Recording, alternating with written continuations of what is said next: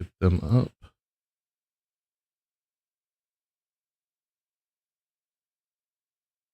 All right. Well, thank you for coming out on this Wednesday evening. It is been going well. We had nice weather at home today. We had a tornado siren test, which they only do when the weather's good. And we had a storm last night, knocked a board out of our fence, so we had to watch the dogs carefully. All the usual sort of adult things. So now that we've got everybody here, well, I say that one of the YouTubes is taking its sweet time, but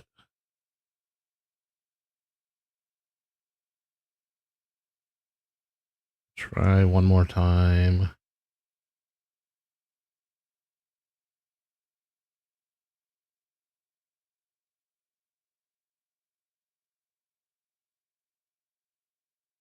All right.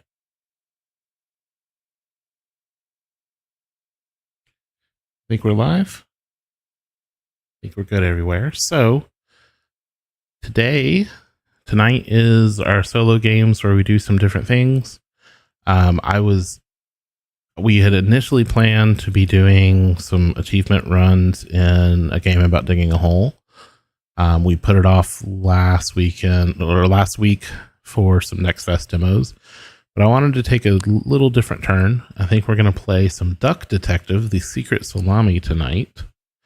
And then it's not a super long game. If we get through that, maybe we'll pull out a game about digging a hole and go for some achievements. But I figured this would be a nice little turn.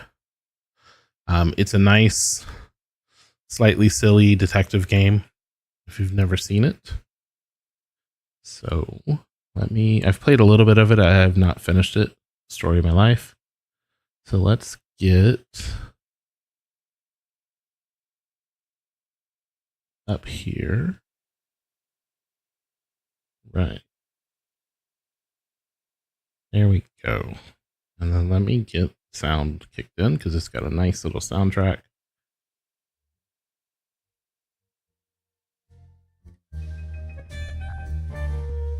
By nice, I mean classic jazzy detective. So hopefully you can hear that all right. And let's solve the case of the Secret Salami as our duck detective.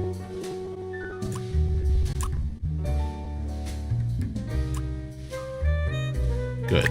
You can hear it just fine. Yes, delete my progress. That's fine. There's a smoother experience for fledgling detectives, or the recommended less information provided when incorrect. All right, we'll do this. Because if we get stuck, we can always use a walkthrough. Life wasn't easy. Life was not easy, I agree. I was a freshly divorced duck, not able to pay next month's rent. This word is in a different color. Not that I had paid for it this month yet. That seems important. My brain felt foggy, and I was trying to remember. Where did all my money go? I had to retrace last night's steps. All right. Deductions are a vital part of a detective's work. This tells you what kind of game you're in for already. We've already started with the puns. Find clue words by questioning persons and inspecting your surroundings. Enter clue words into the blank spaces to solve deductions. Someone has spent his or her last money on something for something. Right, well.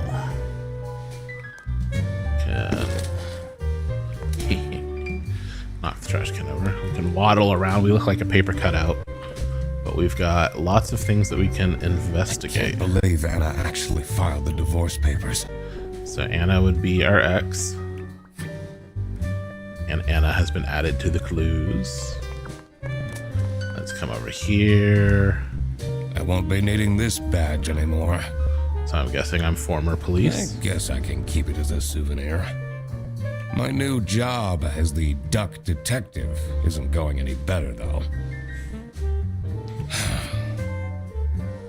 Well, if things keep going badly, I could always sell it online. That seems slightly illegal to me.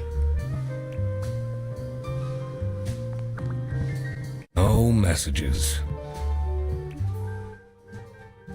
What is on the bed? This fresh smell. Oh, sweet, spongy loaf. Oh, you keep me safe at night. I think I'm a breadaholic.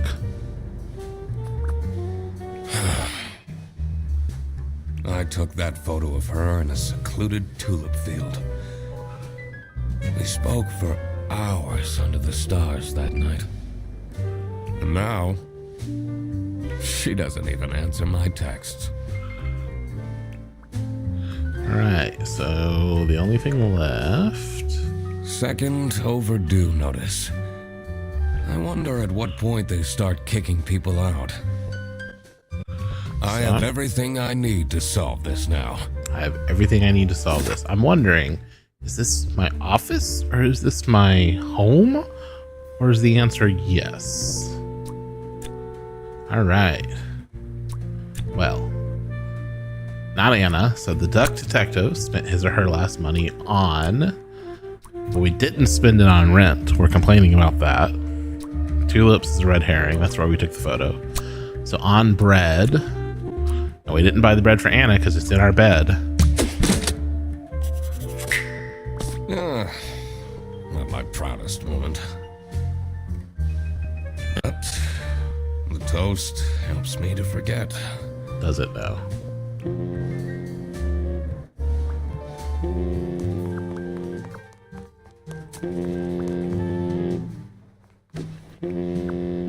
Answer your phone, duck.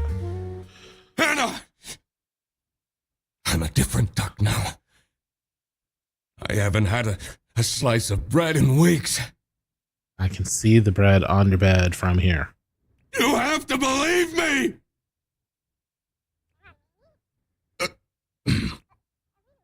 Oh. Yeah, you're speaking to the duck detective. Let's discuss this in person. You might want to clean up first. Now, be there in an hour. Okay, we're going to their place. Good. See, filing cabinet said office, bed says home. It is all over the floor. Classic rainy meeting. I spent more than half of my remaining cash on the bus fare. And here I was. So, importantly, if I spent more than half to get here, I don't have enough to get home. In front of their bus office. Some sort of rundown call center. I better crack this case, or I won't even have enough money to make it back home. Exactly. Alright, so we've got things out front. We've got New bus route starting in August. Visit the scenic mountains of Salsiccia.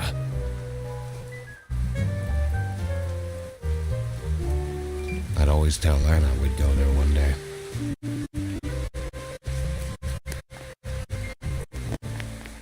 and I'm staying here until I get my money back. Bear bus? Huh, more like scam bus. tell me more. You, sound unhappy. You bet I am. Their stupid buses always arrive late. Okay. I came back from a work trip to the west and arrived here at 3 in the morning. And they don't even want to give me a refund. How much did you pay? 2 schmark. But that's not the point. I have no idea how much Too Smart is, but It's about the principle. yes, it's about the principle. Nothing out here. You have something here. This office looks like it'll worsen my depression. You're not wrong. You're not wrong.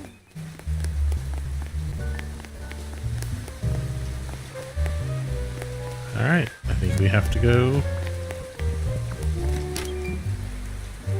in.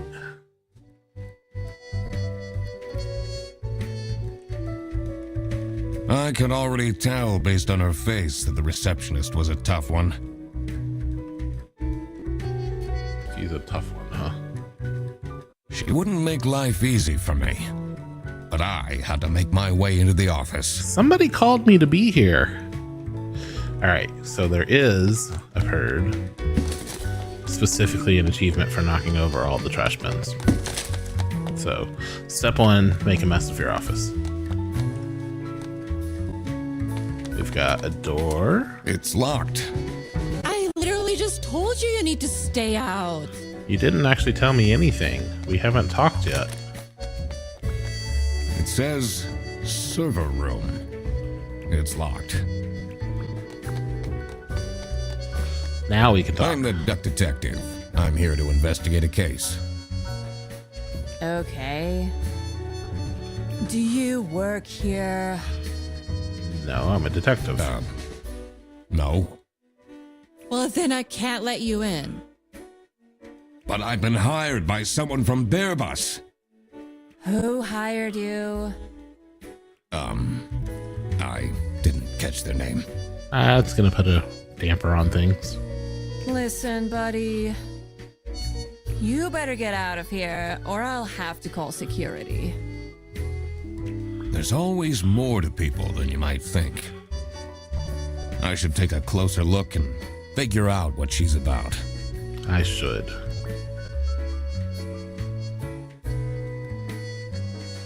So Q will now let me examine.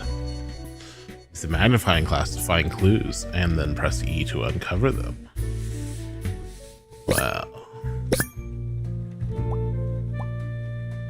Here, sad. Name tag, last name, Windheimer. Keychain, boy band, K-pop fan. A sad K-pop fan named Windheimer. Right, well, let's take a look next. You're still here? Yes, I'm still here. I'll leave you alone. Let's look at this calendar. Giraffe, cute.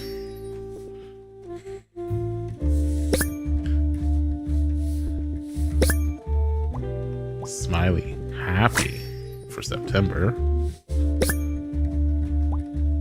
7th is today.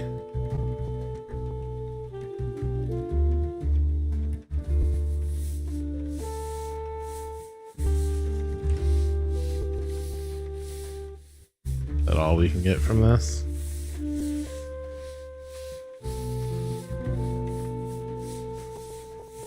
That looks to be all. Tomorrow is Friday. Need to remember to collect my dry cleaning. Remember. Okay. Then there's a suggestion box. Are you just gonna let me look through? You're gonna let me look through the suggestion box. All right. Sophie. It's Sophie's birthday next Thursday. Just saying. Laura from CS is way too loud. I can hear her keyboard all the way to my desk. So we've got Laura. And I swear to God, if someone steals my mug again, I'll end them. So stolen mug.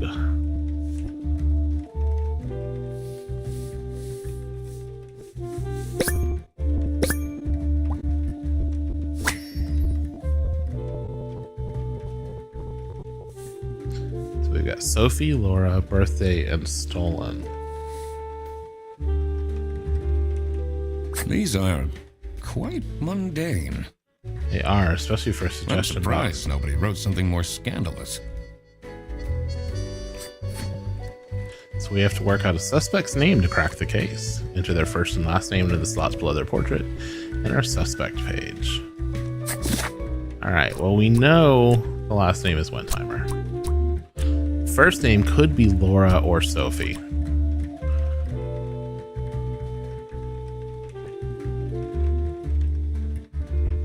So let's look at what we know. Laura is from CS and has a keyboard that you can be heard all the I way should be from able there. to deduce her name now. Chillax. And the happy giraffe here, Thursday the 7th, which is today. I'm gonna guess that those things go together. Just kind of stretching it, but if she's not Laura, then she's Sophie. And she's a sad K-pop fan. I should be able to figure out what's going on with her. Well, I need to check my notes in the deduction section. yes, let's check our notes. So, this is Sophie is feeling. We know she's sad because nobody has remembered her birthday since it was in the note. That's why she's making such a face. I should try and cheer her up. All right, how do I cheer her up? You're still here? I'm just here to wish you a happy birthday. Sure I am. How did you know? I'm a detective. Just another one of Duck Detective's great deductions. Huh? Anyway, that was really nice of you. No one else remembered. Can you believe it? If you know my birthday, you must have a connection to someone here. Yeah, the calendar. Here's the key card to the office. Office key card get. All right. So, any chance that's going to let us into the server room? The no It stay out. says server room. It's locked. Yeah, that's what I figured.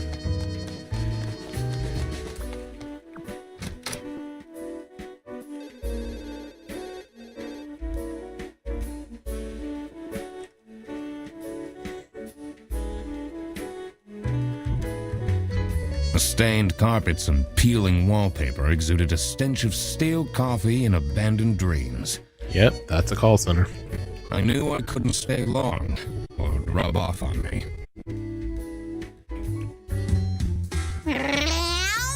This is the last straw! Fredderson needs to be fired! Okay. I'll see what I can do.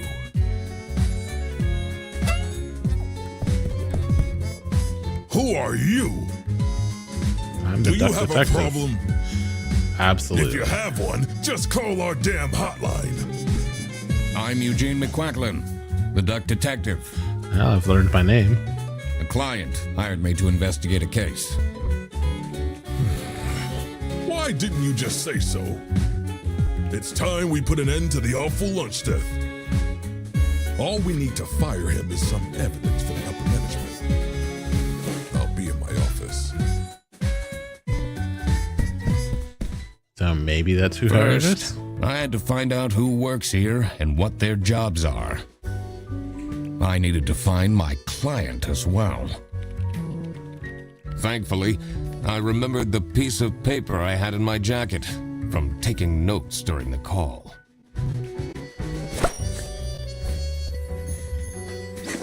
All right. Client's notes. Somebody hired the duck detective because his or her blank was blank by a coworker known as blank. Lunch, mug, birthday, stolen. Blank the giraffe works as a blank. We know that Sophie is the giraffe, but we don't know what she's doing. Bear is blank, and he is the blank. Blank the cat works in blank, and the crocodile called blank works in the blank. All right, we need more clues on all these things. Let's look at our note. Are you gonna let me actually see it? Nope.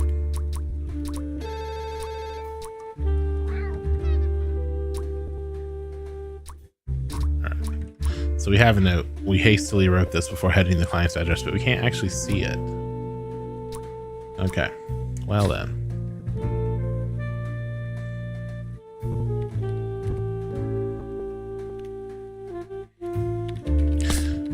Tricky deductions might require new perspectives. Press H to get additional guidance at any time. Okay.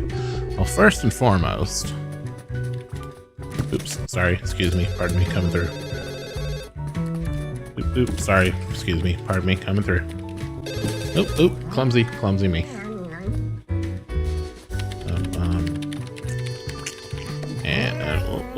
Oops. Yep. Sorry. All right. Let's spin the chair around. Let's start over here. What do we got? I can't tell if this is a superhero or somebody yelling. Employee of the month. Insert photo here. Fixed or fired. Layout lazy, yeah. Freddy sucks. Freddy, probably Frederson. Rufus Sideris. So that's not Freddy, because that's Rufus. And we're missing a clue. We missed the first name, Rufus. Lazy, Rufus Sideris, and Freddy. Alright. I'm not sure I'd feel particularly appreciated. I agree. Alright, we're not going to go to the kitchen just yet. Let's look at this. We've got a lamb. And Whitlock is the last name. Password, hint. Me and sexy aliens.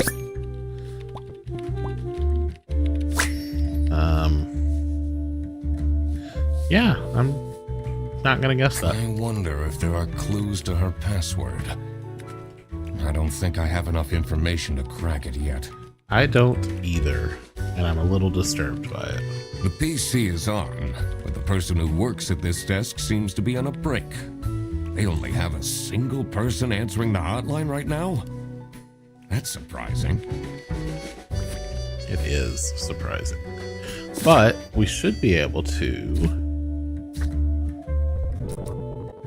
Nope, we don't have the lamb yet. Alright, let's talk to you first. This is Fairbus. How can I help you?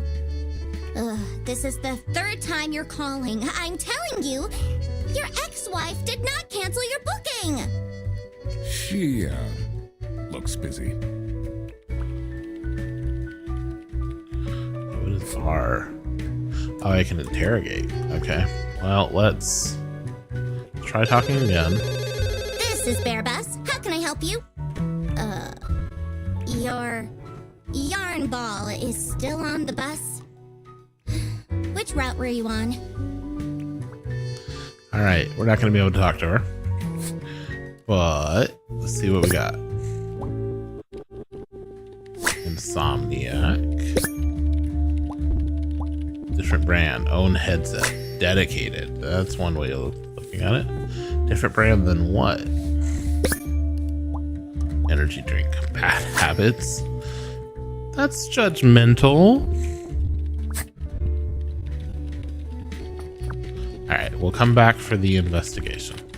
The two desks on this side look unused. For the interrogation. Yes, they do look unused. The two desks on this... I agree. Kapow. Alright, let's come over here. What is this? It's a list of all the bus drivers. The most busy driver out of all four seems to be Petrovich. All right. Petrovich is the busy driver.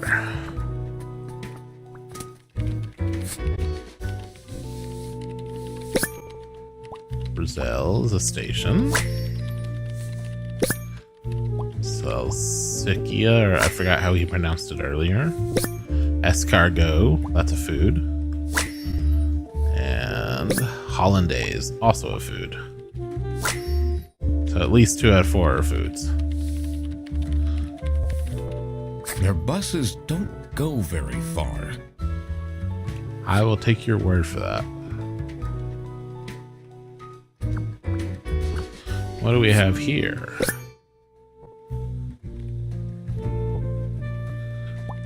Receipt for expensive West currency. Salami, high quality.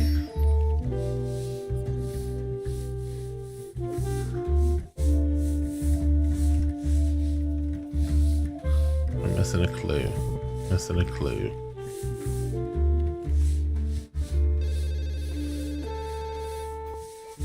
What are we missing? Aha. Spotless, good condition. That's a lot of salami. That is a lot of salami. All right, sir. I'm the only one here in the operating office. Can you imagine? I plan all the bus routes and make sure the buses are on time. Okay. Isn't that so cool? Don't you have an angry customer shouting outside about the buses being late? Really? Yes, really. All right, what do we got here? Thick glasses, strong prescription, bad eyesight. Okay, yeah, that's what glasses are for. It's amusing to me how more some of the detail you get with a magnifying glass, like teeth or the change in the snout. Laura, probably not yours. I mean, I could be wrong, but you don't strike me as a Laura. She's lame again with the judgmental. Oh my word. All right, well, let's start with interrogation. Do you have any idea who picked me to investigate? No idea, but I'm so happy you're here. I have a copy of your book. The Early Bird Catches the Criminal. Can you sign it? Sure.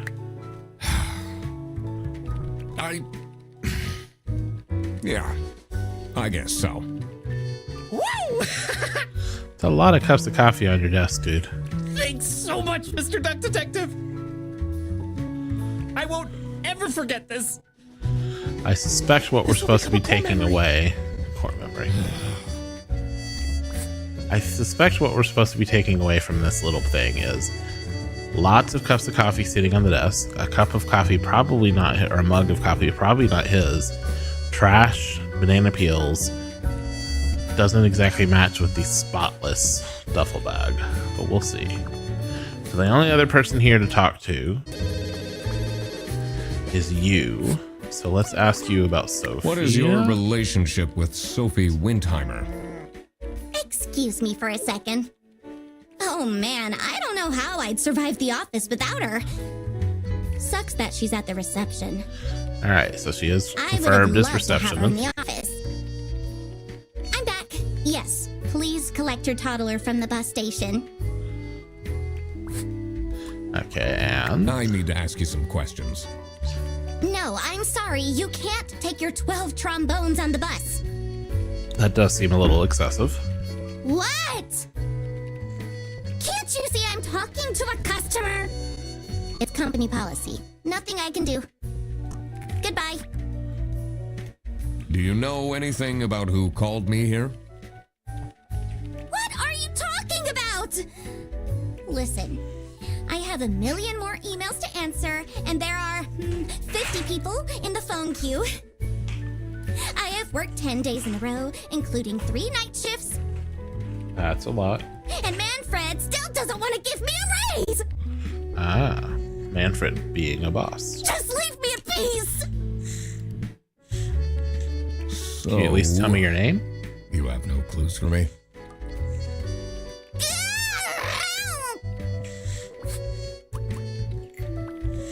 All right. Well, we got a couple things out of that. I don't know her name. I'm pretty sure his name's not Laura. So he's either Freddy or Rufus or Manfred. I suspect because he's in the boss waiting in the office that this is probably Manfred.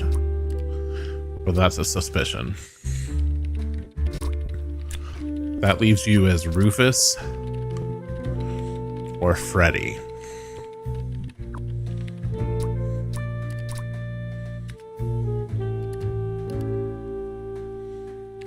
Bad eyesight. May not even realize it's not his mug. Sophie is the receptionist. And the crocodile works in the operating office. We know these things. The bear is none of those.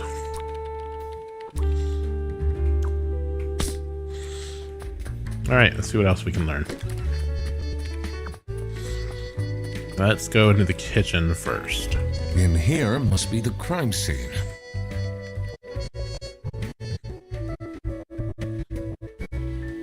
First, I want to find out who the people in the office are. Okay, never mind. It will make things easier in the long run. I'll need to remember to write everything down in my deductions. And let's go talk to the boss. There are no ducks on the moon, true fact. The dimly lit rooms seem to promise well-kept secrets and rumors. Herr Ernst, okay. What a fancy nameplate. It says Ernst.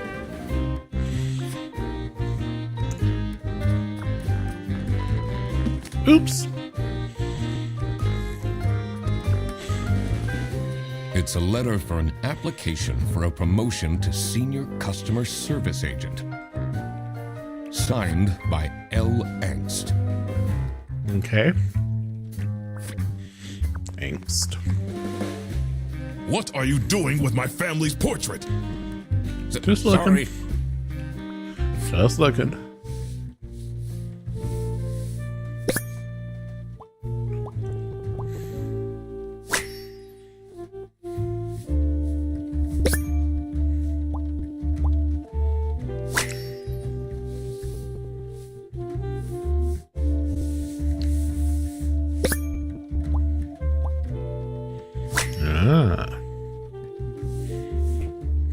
Is it normal to have a huge painting of your family in your office?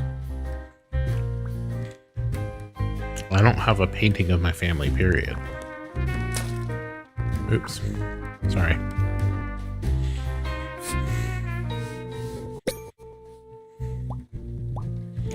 Stern. Angry brow. Ooh. Stain. Baby food. Family man.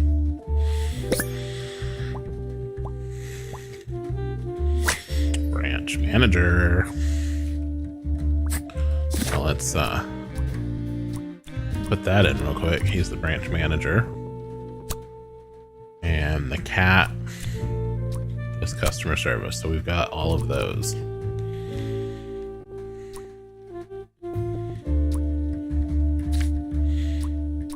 We can guess this is Angst. And Manfred, I think, was Ernst.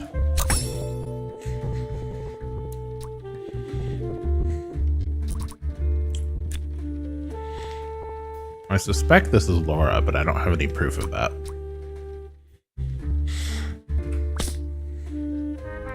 How are the detective things going, Mr. Detective? It's Mr. McQuacklin. Right. Apologies.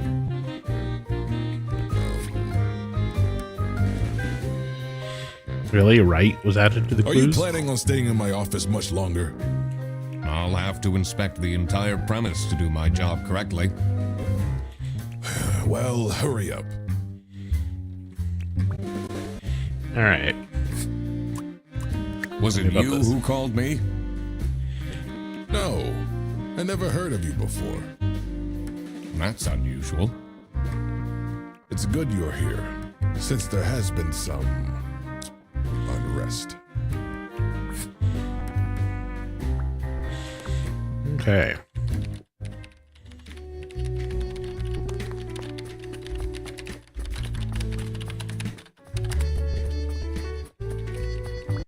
I shouldn't go outside yet. All I right. need to find out who the people in this office are first.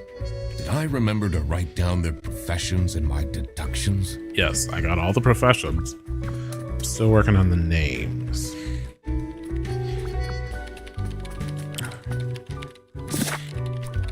All right, we're gonna make some assumptions that this is Laura,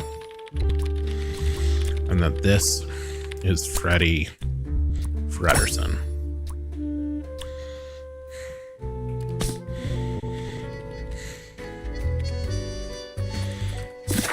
And with that information,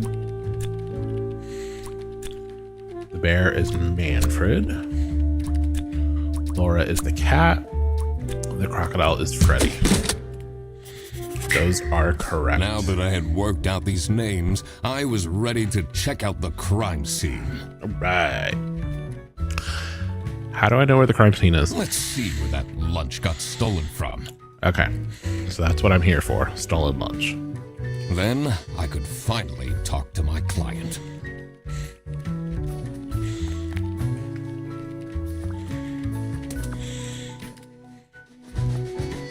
Let's go to the kitchen.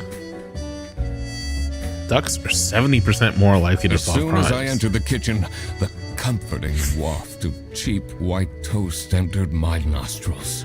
70% more likely than what exactly? I knew I had to stay strong. Yes, no bread on the job for you. This Or wasn't toast. what I was here for. Stop eating the icing! Can't you wait a couple hours? Margaret, if it wasn't for these pants almost bursting, I'd have this for breakfast every day. Yes, yes, and you can have it and so much more later when we're done preparing. All right. Well. Oops. Waddle. Oh, excuse me. Pardon me. Rage uncaged achieved. That, I believe, was all the trash bins. What do we got? Halloween party. Canceled. Budget cuts. Yeah, I've been at a job like that. Hungry? Get your own lunch. Angry note. Hungry. Looking for editor. Unpaid. Okay. Sure. Office parties are a bad idea anyway. They stopped doing them at the precinct after the jam incident. Jam incident. Tell me more about the jam incident. What on earth happened back here? Gross. I agree. I doubt they washed their hands after leaving that greasy handprint. What do we got? Margaret. First name. I thought we already had that. RS. Thanks for the food. The Salami Bandit. Handprint. Greasy. And sharp claws.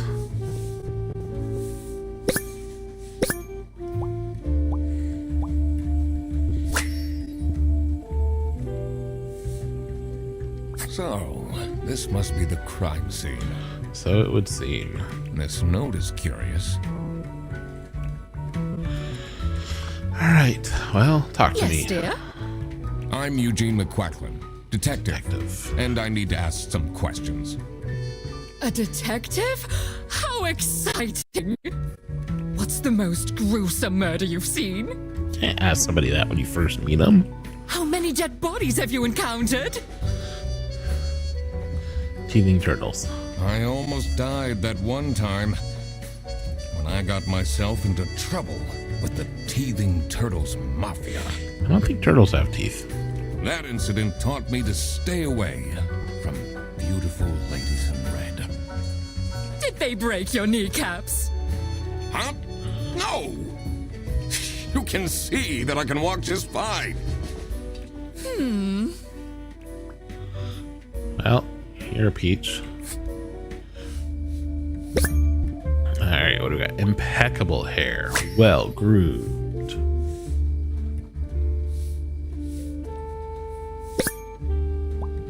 Whisk. Baker. Motherly. Tan line. Divorced. Yeah. Well, tell me about What do Sophie. you think of Sophie Windheimer? She doesn't have the easiest life, you know. She just had a terrible breakup with her ex. Oh, But don't tell anyone. okay. Well, Can you tell me anything about Laura Angst? Oh, she's such a hard-working girl. I heard she secretly studies for her online bachelor's during work. wow. You need to keep this a secret, though. Do you know anyone here who could have hired me? To be honest, everyone was quite shocked by the lunch theft. And no one told me they've called a detective. I don't know what's going on at all. I hate it when that happens. All right, we got ourselves a penguin. Penguin Mafia. Not much on the clues. Stingy. Toolbox. Janitor? I mean, sure. Sticker. Sci-fi fan. Yeah, I recognize that sticker. Worker shoes. Practical person. He's the janitor. Of course he's got worker shoes. Besides, it could be maintenance. Dishwasher's broken again. Ah. What's wrong with these youngsters? Don't know how to treat things with respect. Why would they put the mugs in face up? I don't understand how a mug could be face up. That mean it's on its side? How about Do Manfred? you get along with Manfred Ernst? He's a stubborn one. I do respect that. Would you say you enjoy Freddie Ferguson's company? If anyone needs to learn to respect their elders, it's that moron. I'm a private detective, and I'm here to investigate a case. Is that so? I need to find my client. Do you know who it could be? Freddy's a bit of a weird one, so I'd imagine you would call detective. Personally, I feel we're doing just fine, and don't need no messing about our business around here.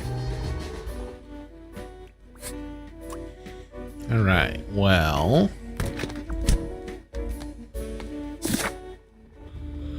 I think we have some info. We know that you're Margaret. There's only 2 people we haven't met. I don't know your last name though, Margaret. We do actually. Hold on. Ducks are the only bird that can fly backwards. Pretty sure hummingbirds can. Anyway, Margaret Whitlock. Boom. That's another name. So we've got, you are either Rufus. Well, I guess you're Rufus. You're either Petrovic or Sedaris. I don't know. That I don't know. So in this case, we know she's mad at Freddy. Freddy has her mug. I think we can deduce Laura probably hired us because her lunch or her mug, we're gonna guess lunch because it happened in the fridge, was stolen, and we saw the slime note saying it was stolen by the Salami Bandit. So it was Laura who called me. And she's too busy to talk to me. I needed to discuss the case with her. You're my client? Why didn't you tell me? Can I put you on hold for a second? What? Well, you should have told me. You're the duck detective. What are you? I'm a duck. I mean, I'm wearing a trench coat. it's not wrong. So, is Freddy getting fired or what? I'm working on it. Ugh. It can't be that hard. Sorry, I'm back. Yes, let me walk you through the booking process. All right, well, tell me about What do you the think boss, about Manfred Ernst? Oh, he's a great guy. I just wish I'd finally get a raise. Yes, sorry, this is Bear Bus. Your bus will be 3 hours late. Can you and tell me more Freddy? about Freddy Fredersen? Let me put you on hold while I find the route for you. Freddy? He gets paid more than me. Can you imagine that? What an incompetent waste of office space. Hello, this is Laura again. I checked the bus routes and found that. I don't think she likes Freddy. I don't think she likes Freddy. Let's see what you think What about can you tell me Margaret. about Margaret Whitlock? She gets really angry with me when I don't return mugs to the kitchen. Yeah? Why don't you just return them? I do. Just not every day. Yep. What do you know about Manfred Ernst? I think he likes me. He's the only one who doesn't shout at me.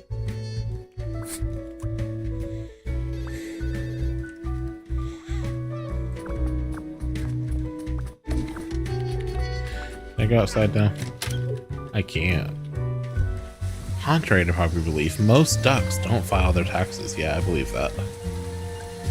Alright, what do we got out here? Cold air ruffled my feathers, Yes, yes it did. and I wondered what kind of sorry soul was standing all alone in the rain.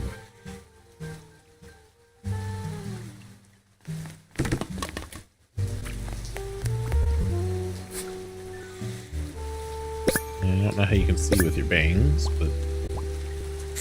Okay, well-proportioned nose, handsome. Hands in pockets, bad manners. Man, you're judgmental. Boris, embroidery, first name, Boris. Boris the Buffalo. Hey man, this isn't the bus stop. You'll have to walk south to the central bus station. What? I'm not here to take a bus.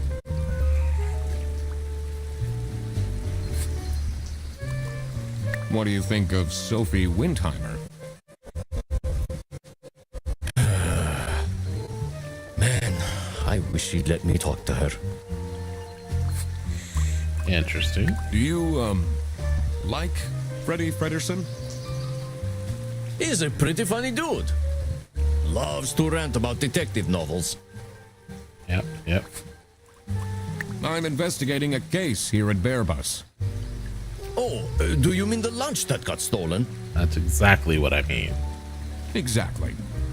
You know who called me? Nah, too busy minding my own business. I don't talk much with the customer service folks.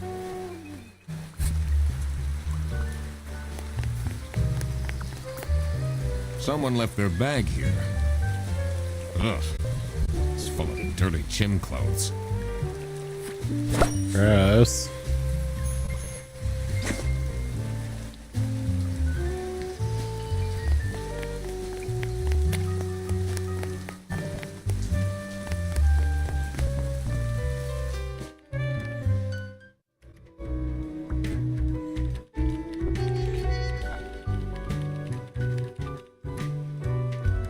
So we know, based on this, It's a list of all the most busy driver out of all four seems to... Petrovich. So that tells us this is not Petrovich. So this is Sedaris. This, we've got a first name for Boris, and the only last name left and the driver is Petrovich. So now we have our list of people. We know that Margaret is a sheep. We're pretty sure she also works customer service. The penguin I just had is Rufus.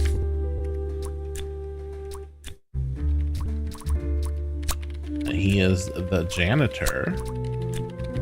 And then Boris the buffalo is the bus driver. Ta-da. Now that I had everyone's name and job, it would be easier to figure out what was going on. It was time that I found out what happened with the lunch theft.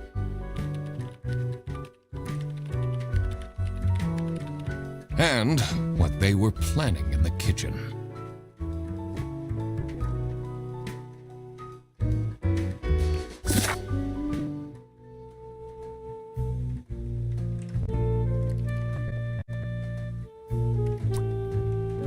We've got lots of clues for the kitchen. Looks like we have all the clues. Culprit or don't, but we have all the clues for the kitchen.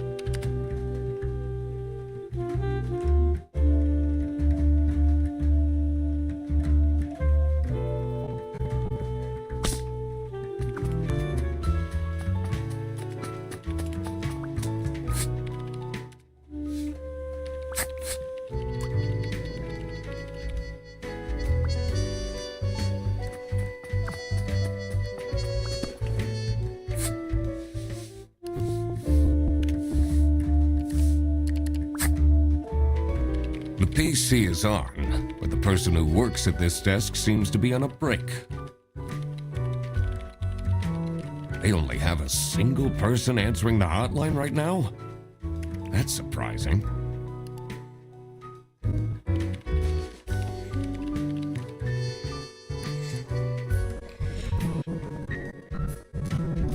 All right.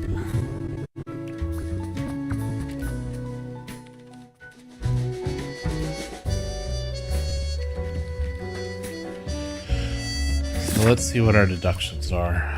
For the kitchen,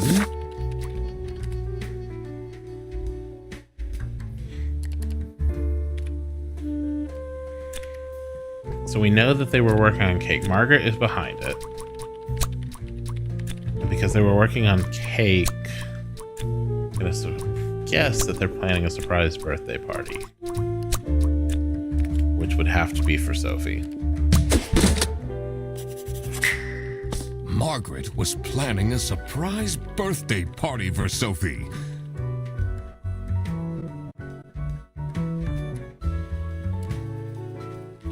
I see. They didn't actually forget her birthday.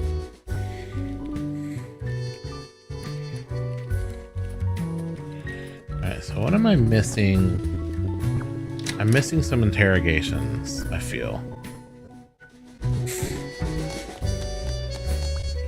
Surely you must have some interesting stories.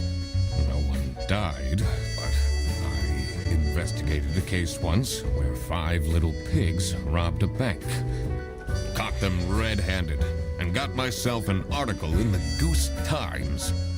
They called it the piggy bank case. Did someone get shot? You're so violent. What? No. Beaten up? No. All right. I can ask you about the Are you penguin. getting along with Rufus Sedaris? You know, the two of us are from the older generation, which means we understand each other well. He is quite harsh towards the younger ones, though. And I can ask you about Do the you know bag. whose bag this is? Isn't that Freddy's? But Freddy has a bag by his desk. Alright, let's see. What can I ask you about? I can ask you about her. What is your relationship with Margaret Whitlock? She's a true sweetheart. We have our weekly mahjong evenings. Oh, really? Do you Bag? know anything about this bag? Why are you going around pushing bags into people's faces? Ugh, what's that awful smell? Dirty gym clothes, It's, dirty gym clothes. like I said. Alright. I'm missing one thing, and I don't know what it is.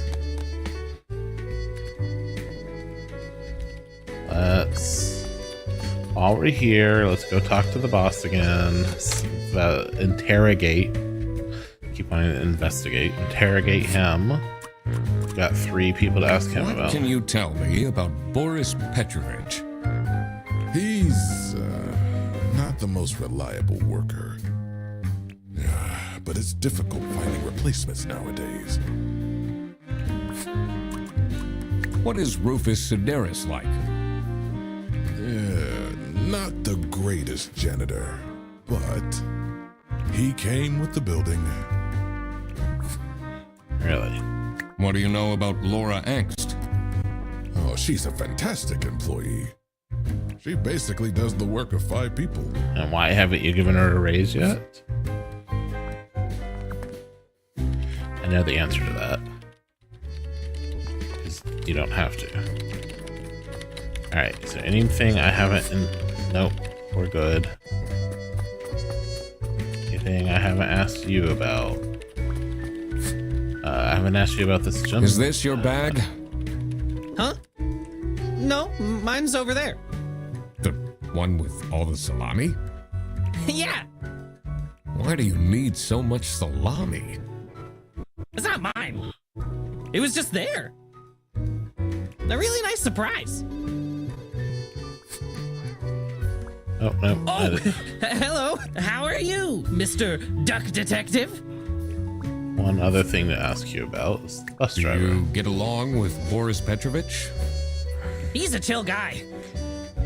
I take the bus sometimes to go to bouldering conventions, and then we get to chat. Okay, you go to bouldering conventions. That implies a greater chance that the dirty clothes are yours. Let's go talk to Boris one more time. I feel like we're missing an interrogation still. Do you know anything about this bag? Oh, it's really strange. Things in it disappeared, and others appeared. Very suspicious. Well, What are you even talking about? Is this your bag? No. Everyone here is being really unhelpful.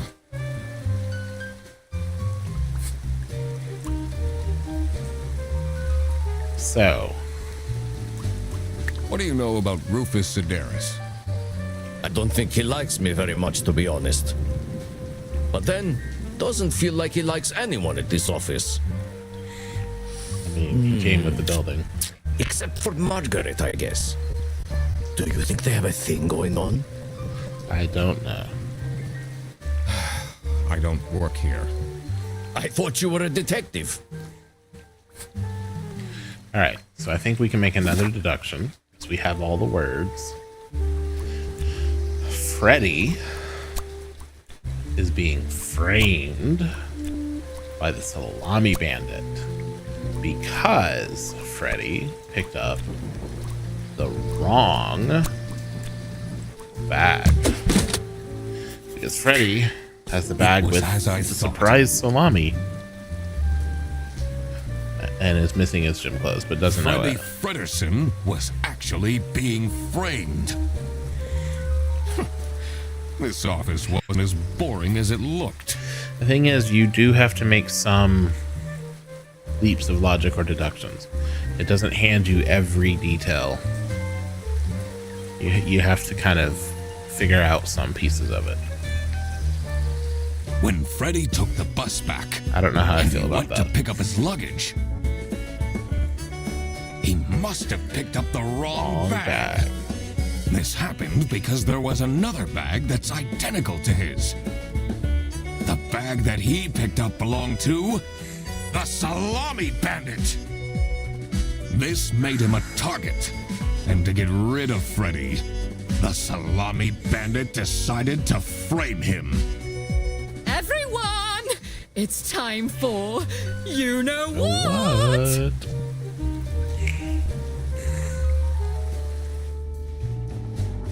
Okay, get into position. Into position. I just texted her, so she should be here in a... Huh? What's this? Surprise! Surprise! No way. This is all for me?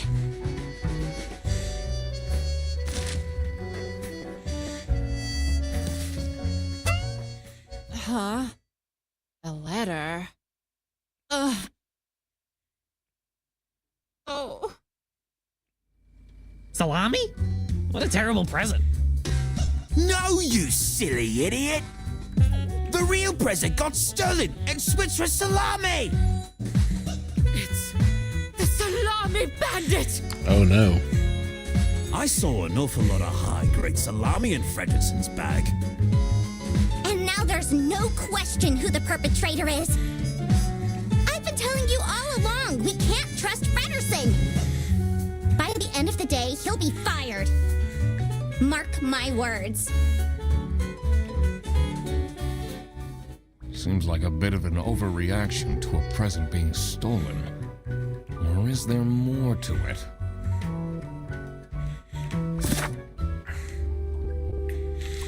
All right. We have bag, nothing, in letters. We need more. Salami, X letter, and silly. And the business, which has a lot of words.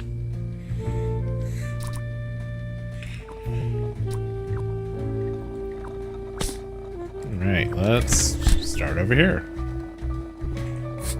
I already got all of that. That's not nice at all. Who messes with someone's birthday? Good question.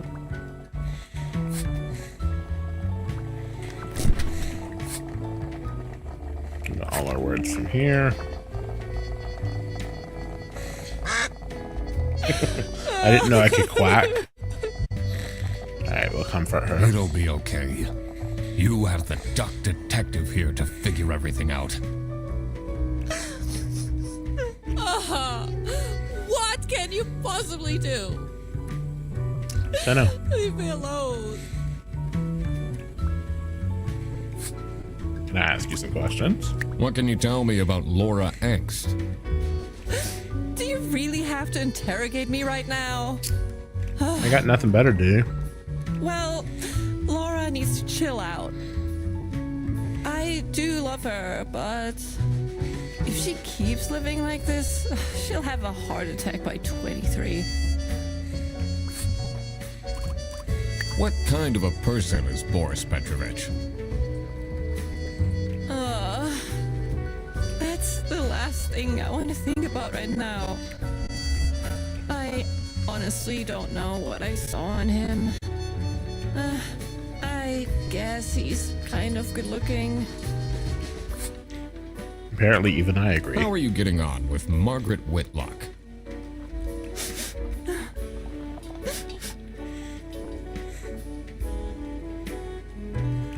Oh, she's sweet and all, but she can't keep her mouth shut. She goes around the office telling everyone about my private life.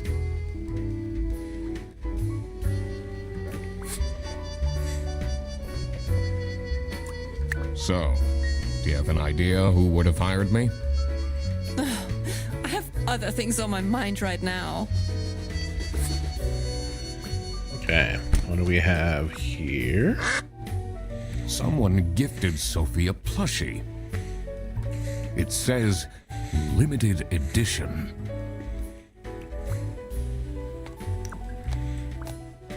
It's a heart-shaped necklace. Looks tacky.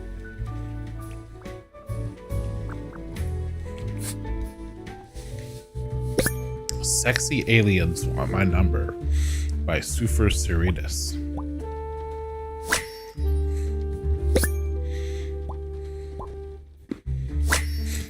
An adult novel. Captain Brightbeak stared deep into the alien's eyes. There were 12 of them, and they were red. The eyes, not the aliens. The aliens were blue. And there were 43. All of them wore shiny metal armor, which shined like something shiny made of curved metal. The lead alien stepped forward. Captain Brightbeak could tell it was the lead alien because it was the one which stepped forward. It was also the most beautiful, the only one with purple eyes. It made a noise that sounded a bit like talking from a hole that looked a bit like a pretty lady's mouth. The translation device the captain had invented word into action, translating the words into words he could understand. "Hey, you look cute," a mechanical voice whispered into his ear. "Can I get your number?" Page 252 out of 621 total pages. Long book. Well. Oh God. What did I just read? That's a good question.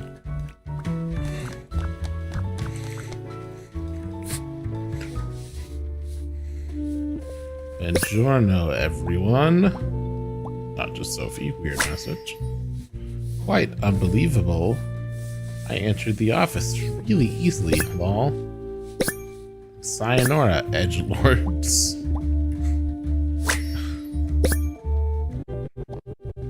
Salami bandit. I wonder what the purpose of that letter is.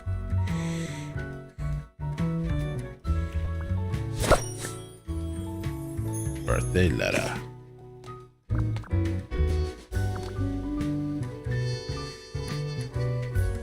Do you think she liked my present? I mean, now she's crying, but I think I saw a sparkle in her eyes when she opened mine. I should really get back to work. Can you tell me something about this letter? Sophie won't even talk to me about it. I don't know what to do. Alright, well, can I ask you about the letter? Nope. Can I ask you about the letter? Nope. Alright.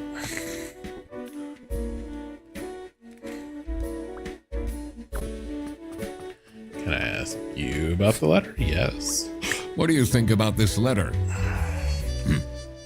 People don't know how to write letters by hand anymore.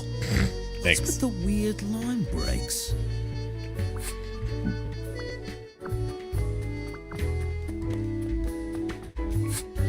Nope, can't ask you.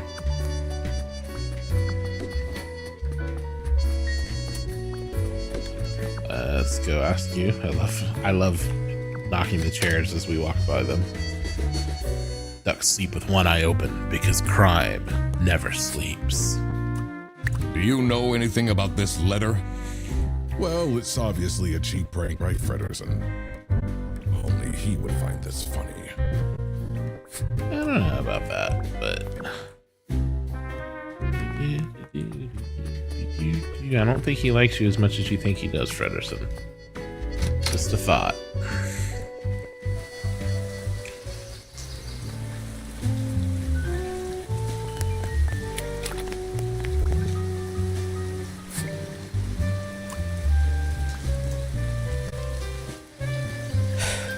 Maybe it was too romantic. Did Sophie ask about me? She didn't. Ah, I see. Maybe I should have gotten her something more expensive. What is this? Customs procedures for passengers entering from the west border. We saw west on the receipt for the salami. Allowed goods. Personal items worth less than 500 schmark. Notify the local police about suspicious activity. Prohibited goods. Weapons. More than 10 trombones. Meat. Plants. Books not in the interest of the eastern states. Potatoes. Luggage will be checked at the bus station. For more information, visit Brazil/Customs. Interesting. What do they have against potatoes? Right?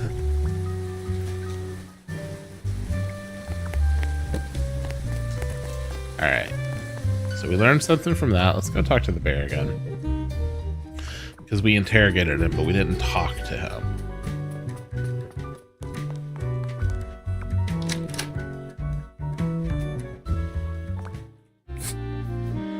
No. Don't want to interrogate. I want... No. Wrong buttons. There I'm we guessing you're ready to present legal evidence of Fredersen's misconducts. go. Not exactly. It wasn't Fredersen. Everything is pointing towards him. I will present the true culprits soon enough. Well, I don't really care how long it takes you. This will be Fredersen's last day. Who's gonna do your routes then?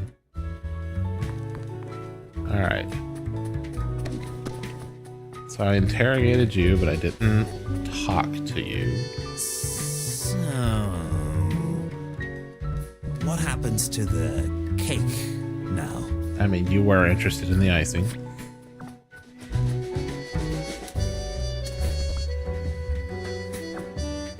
Oh, that's right. Well, if she's gone, we can look at This folder says Manual for CS Agents. How and when to create vouchers correctly. I'm falling asleep just reading the title. Right?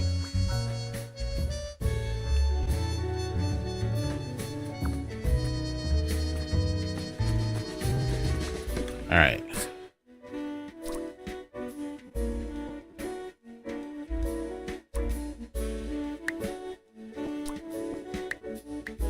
There was a purple-eyed alien and sexy aliens. I cracked it. Let's see what secret she has on her computer.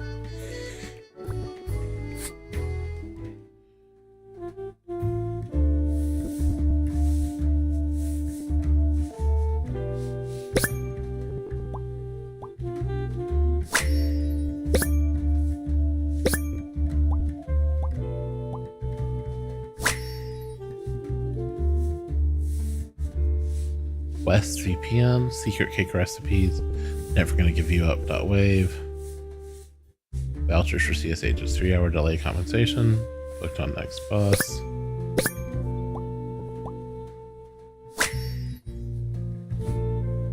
Who is this person she's messaging? Good question. Can we solve anything? We've got all the words for these things now. So we can see. Alright, Sophie received the presents. We know this. Laura probably gave her the plushie because we know that Boris. Boris gave the necklace. Rufus gave the book, apparently, as a guess. Nothing was stolen. So, nothing got stolen after all. It seemed that the salami present was intentional.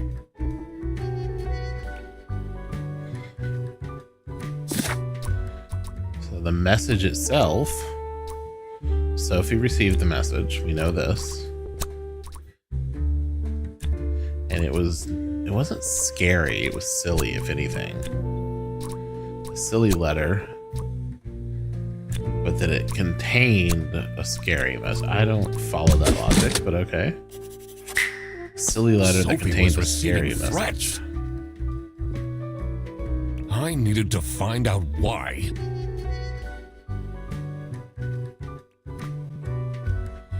Lastly, what is going on? Well, salamis that appeared are being illegally imported from Salskia. That explains all the high-grade salami. Yes. I just needed to find out who was behind this. The mystery of the salami bandit was slowly getting unraveled. It is slowly getting unraveled. Western goods are prohibited from entering and being sold in the East. Okay. This is why the salami bandit decided to make a business out of buying high-grade salami in the West, smuggling it to the East,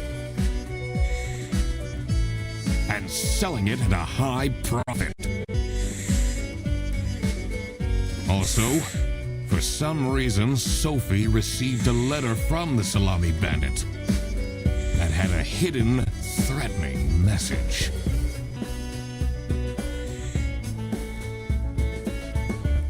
This was serious.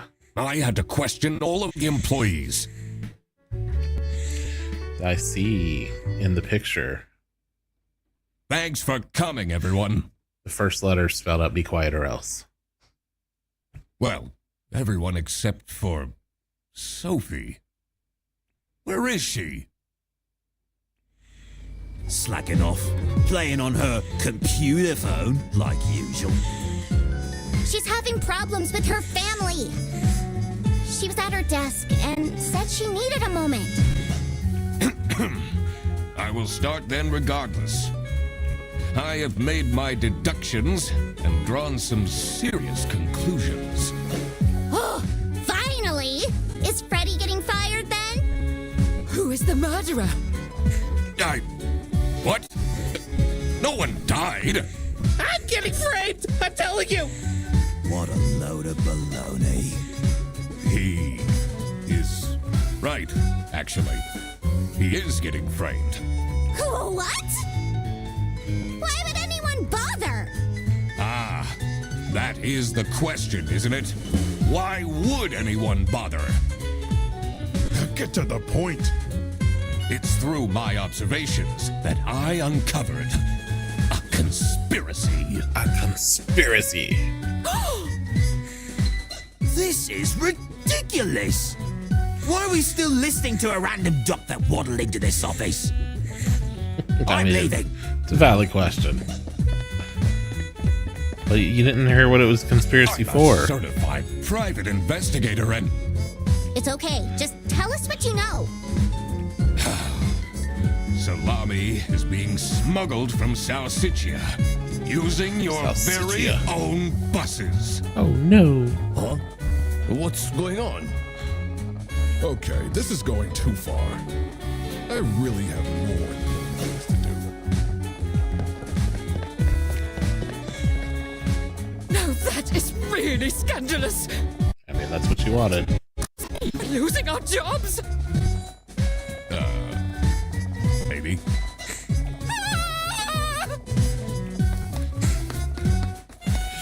And how are you three? Listen, gonna leave? everybody! It's really important that no one leaves the premises. I need to get back to work. Before I lose my job. Oh, everybody's leaving?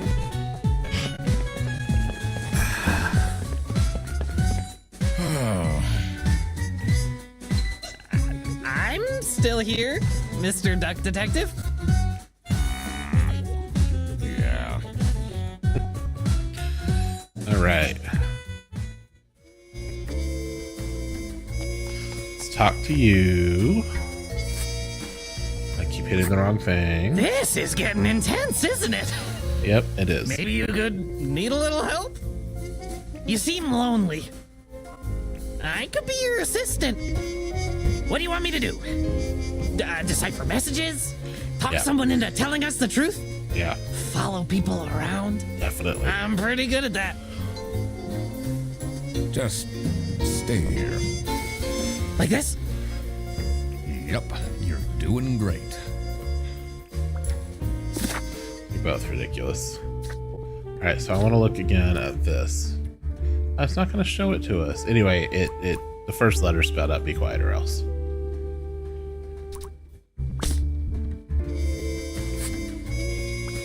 All right, let's look at this phone on the table.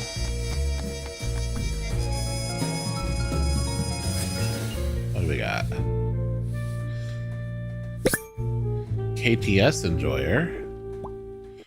That's banned, so that's probably Sophie's phone. Your parents still angry at you. Azonika.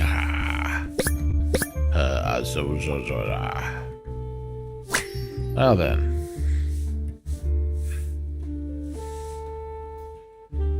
This is curious. It is curious. Why would she write like this? Alright, well, ducks are the only birth. Again, I question the accuracy of that statement. Let me buy. I want to go to the parking lot. You. I don't trust you. It's not really a detective's job to spin crazy conspiracy theories, is it? Of course it is. Who else is gonna do it? Sometimes the truth is pretty crazy. Seems a bit cheap.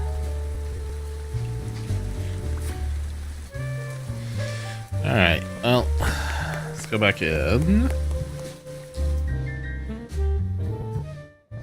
And let's find... So his salami is still there.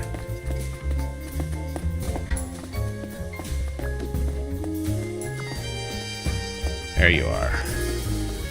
Talk to me. Why would Laura recruit you to deal with the theft? Because I'm the great duck detective. Aren't there any other detectives who are actually qualified for the job? Wow, rude. I've been doing very well so far, if I do say so myself. The truth will be revealed in the end.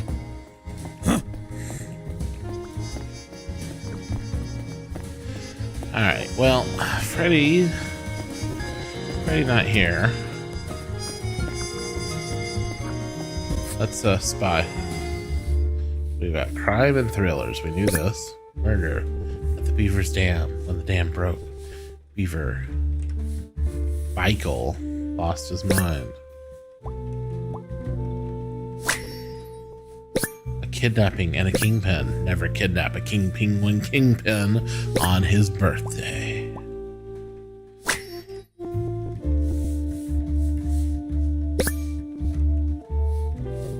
Interesting. Throw bread to the fine beak of Lady Justice. nice post. Buy my book. Looking for a job will do almost anything. I do notice this game's not brand new. It's not very old, but it's not brand new. I noticed this is Blue Sky and not Twitter. That's kind of interesting. Someone is clearly obsessed with detectives. Well, yeah. You know that from the first time we talked to him. He recognized us. Alright. She left? Just like this? Maybe she's at home. Should I look for her? Probably not. Sophie left! And she left a note on the desk. Did she now? Well, what does the note say?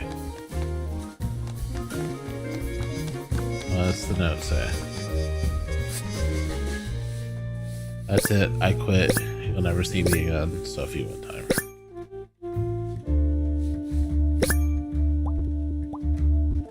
Quit job. Sudden news.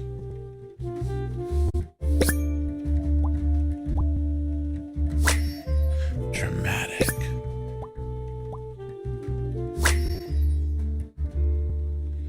Oh, what do we have here?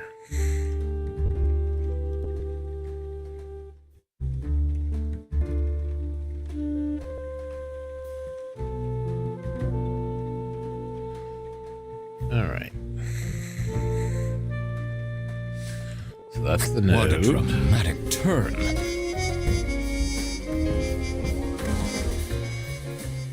I should keep this as evidence. Evidence. All right, let's look at our computer. Because we're nosy, we're looking at everybody's computer. Am I the asshole for expecting my coworkers to remember my birthday? It's my 20 female birthday today, and no one congratulated me. I don't need much, but at least a handwritten card would have been nice. Birthday card. High expectation. Really? Is a card? I mean, handwritten card. Okay, yeah, that is kind of high expectations nowadays. Unknown number. Tell them anything. Don't. You block this number. Click here to unblock. Alright, no communication, high expectations, and fight. Can't believe she complained about this online. I mean, yeah, I can. Alright, you tell me about the resignation This letter. is the note Sophie left. Can you tell me more about it? It doesn't make sense at all that she'd just suddenly leave. She definitely needs the money. And she would have told me. I'm her friend. I believe you. I believe you. You tell me about the note. Did you read Sophie's letter?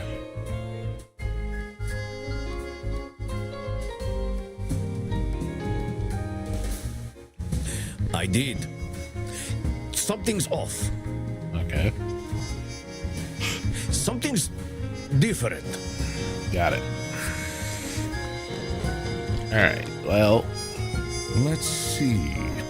The last dialed number on this phone is 03051777. okay, so we've got a phone number. We've already interrogated both of you about all the things on the list. See if there's anyone else we can interrogate about anything new. You look interrogatable. Tell me about this. What do you think of this note? It's no surprise she's left, is it? Would you want to work with someone you've dated in the past? I mean, that would be awkward, yeah. And you... I already talked to you about everything. Okay. The only people left are... This is the boss. And the alligator. Tell me about this Have note. you seen Sophie's resignation? No. I can't say it comes at a surprise. She never particularly enjoyed her job. It's difficult finding replacements nowadays, though. Yeah, that's the only thing you seem to be concerned about. Crime never sleeps. Alright. Go talk to the crocodile and see if there's anything else to interrogate him about. Freddy. Tell me about this note. What do you think of Sophie's resignation? Huh? I guess Boris was overdoing it a bit with that present. And it told him to cool off a bit. Why are people not listening to me?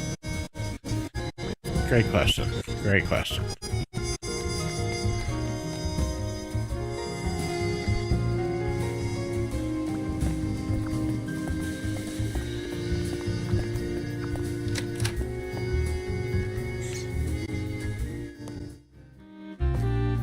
Alright. So you're not here. Finally, Manfred is out of his office. Time to see what's behind his precious family portrait. Right?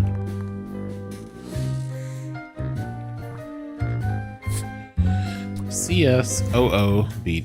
So the clue is apparently number of employees. So we know that there are 2 customer service employees. There's only 1 office open, operating office, whatever it is, operating office employee. And we saw from the note that there are 4 bus drivers.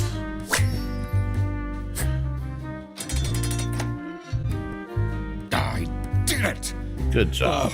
I always wanted to open a ridiculously big safe. And that is ridiculously Let's see big. what secrets he has in here. Alright, what do we got? Dear Ingrid. 2 letters with different handwriting. I know I haven't been there for you and the kids recently, but things are looking up. I would love to take you to a romantic getaway to Hollandaise. Love, Manfred. Up. Demands. Employee of the month. TV in my room. Keep quiet about the thing. Do all these things and nothing will happen to you. Keep quiet. Fear of snitching. Blackmail.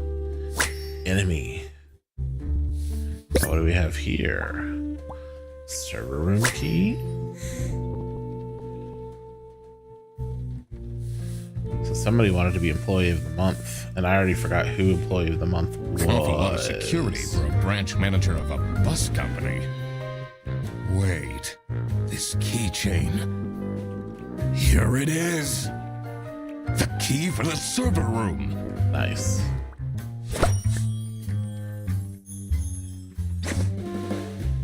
Alright, let's just leave that there so everybody knows we broke in. Every duck has a unique footprint. I question that. Okay, let's confirm. Rufus Sedaris. So Rufus is the one doing the blackmailing probably. That's jumping to a conclusion, but it's probably. Alright, we've got a server room key. We've got a server room to hack.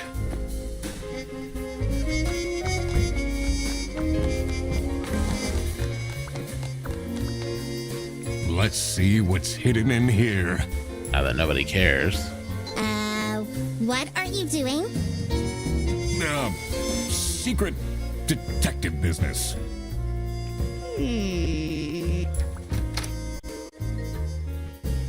There are over 1,000 ducks. I believe that to be a true statement. This is a Electrical sad-looking sparks and blinking lights created a server room. claustrophobic atmosphere. I definitely felt that I wasn't supposed to be here. Probably not.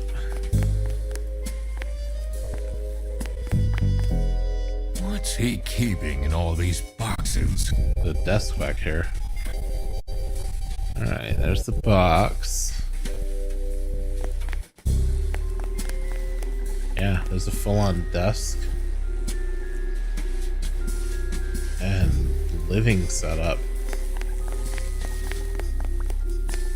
I don't think it's meant to do this. No, it's not. As a professional who's worked in server rooms, it is not. Alright, what do we got? Tattered hat. 4. Bags under the eyes. Anxious or tired. Breadcrumbs. Shame. Has that been there the whole day?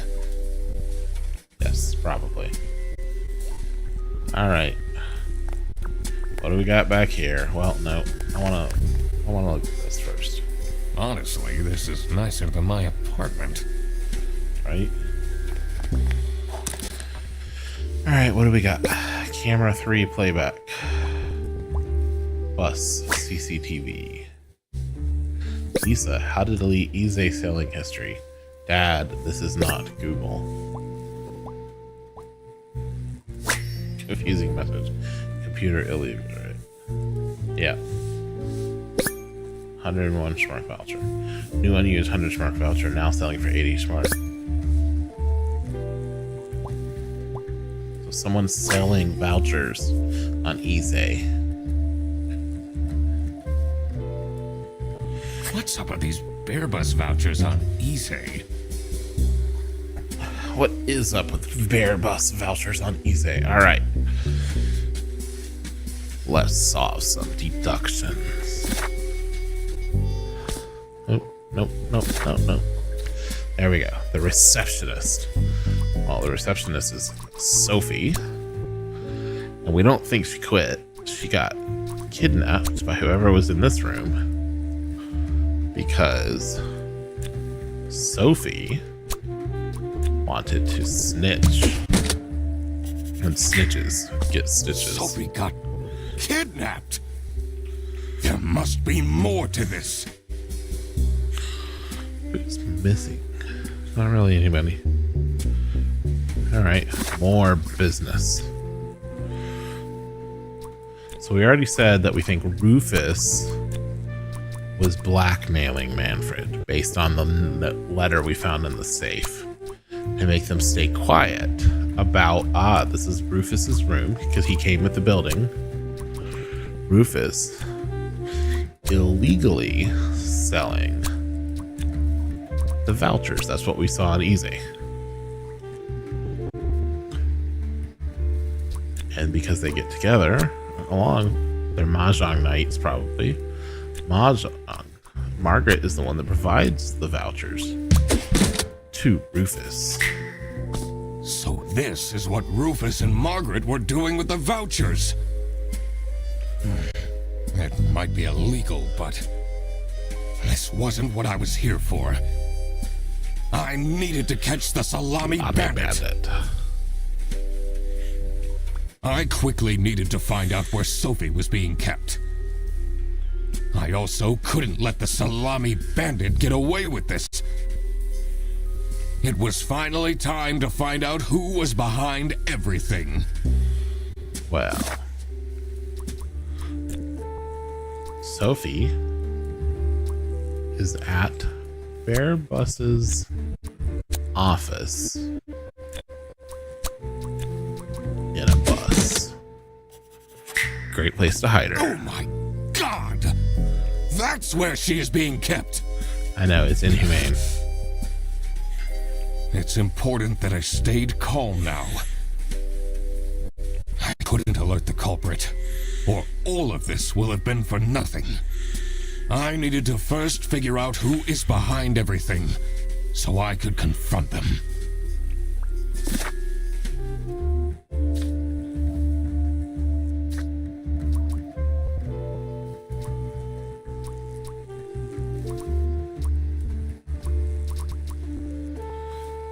See, the things we can look at are look at that Manfred's note to Ingrid.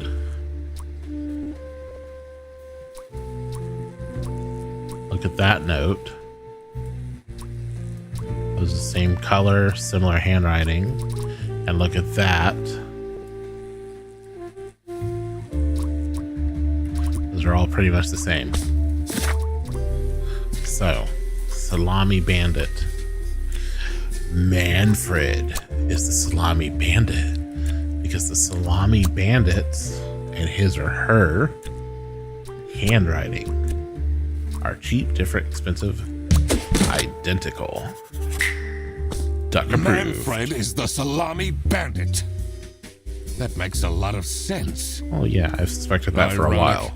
That his handwritten note meant to frame Fredersen ended up incriminating Manfred instead. Yes, irony. Something was missing here. Yep. Who else was involved in this? Well, Here's the thing. I had collected everything I needed. I just had to organize my thoughts. While he didn't say it explicitly, he confusingly said Boris, the bus driver, knew what was in the duffel bag because something disappeared and something else appeared, meaning the salami disappeared and the dirty gym clothes appeared, which means Boris is the accomplice because the salami bandit needed someone who could easily carry out the actual importing of the salamis. The salami bandit wasn't working alone. It made sense for the bus driver to be involved. And lastly, the reason Sophie has something to snitch on. Sophie is the accomplice because she used to date Boris, and the salami bandit needed someone who could convince Boris into helping. I couldn't believe Sophie managed to talk Boris into this. Aha! I had it all figured out now. All figured out. It was time that I confront the culprits. But first, I had to free Sophie.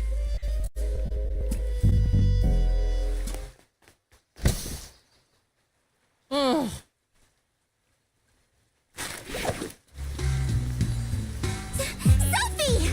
What happened?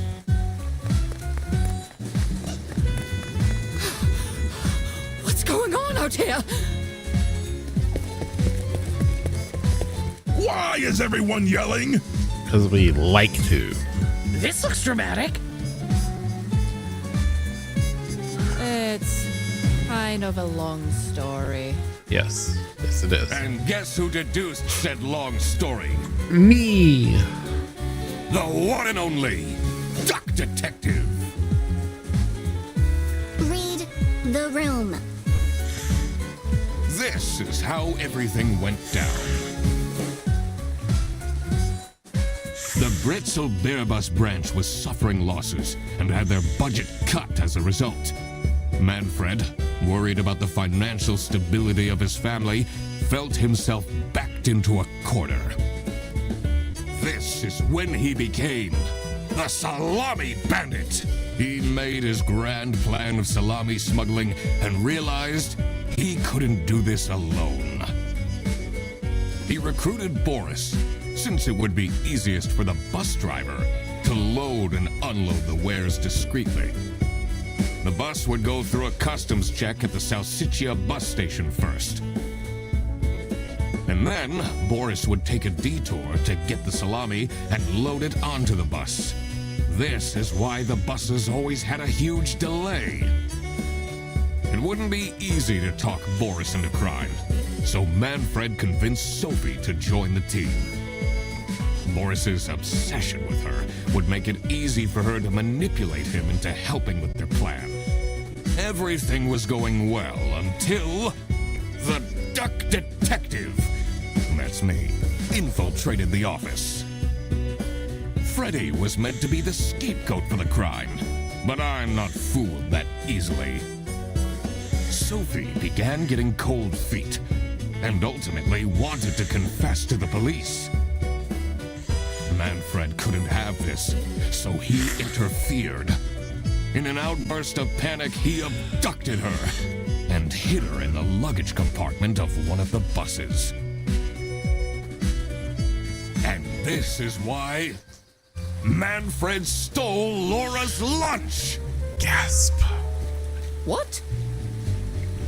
Everything is figured out, but who is truly guilty? Manfred, Sophie, and Boris are all involved in the smuggling. You're true. Who should get arrested for their crimes? Manfred was the mastermind behind everything. Yes, he was. Should Manfred get arrested? Yep. He is the reason this all started in the first place. Of course he should be arrested. Yeah, that was easy. What about Sophie? Without her, the smuggling wouldn't have been possible. She manipulated poor Boris into taking the salami across the border. Should Sophie get arrested? Man. Manfred clearly was the one who gave the instructions. I mean, Sophie maybe, was but naive to follow along, but I don't believe she is truly liable. I don't believe as a private investigator, it's really your call who gets arrested. Boris was at the end of the chain. Had he refused to take the salami on board, the plan would have not worked out. Should Boris get arrested? I mean, probably, but it wasn't his didn't even idea. realize what was happening. I don't think this is a basis for arresting someone. All right, I've made up my mind. I will report to the state police. Manfred! And I do it again! Anything to secure my family's well-being. I'm not sure grand-scale salami smuggling was necessary for that. Right? How else was I going to cope with all the budget cuts? If anyone actually worked in this office, we wouldn't have such terrible performance in the first place. Hey, I work. Yes, and then you keep asking for promotions. How am I going to give anyone a promotion if we have people baking cakes during working hours? And while we're at it, Rufus! How dare you embezzle money from the company and then threaten me? That's... Rufus said we're only doing that until his book takes off.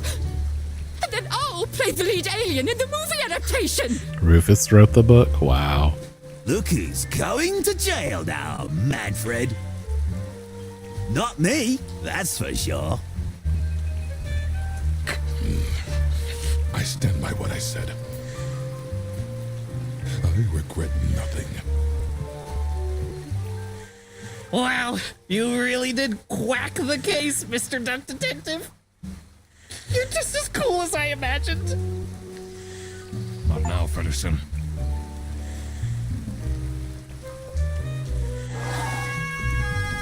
The truth. The truth is an ugly mistress. But it is my duty to throw bread to the fine beak of Lady Justice. Interesting. 98% arrest Manfred, 65% Sophie, and 70% Boris. Huh. If you drop a duck, it will always land pointing north. I seriously doubt that as well. I feel like you're feeding me a whole bunch of fake, untrue duck facts. And I am shocked. Sci-fi story. I don't know if I would want to be credited for writing the sci-fi story, but sure. The best facts are fake facts? I mean, you're probably not wrong. The funnest facts, anyway. Brian David Gilbert was Freddy? Wow, that makes sense. That's the only name I recognized, but I did recognize that one.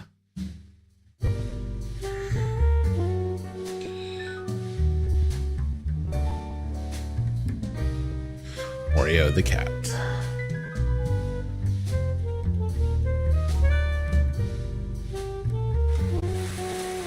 Ducks can breathe underwater for up to 72 hours. That's definitely not true.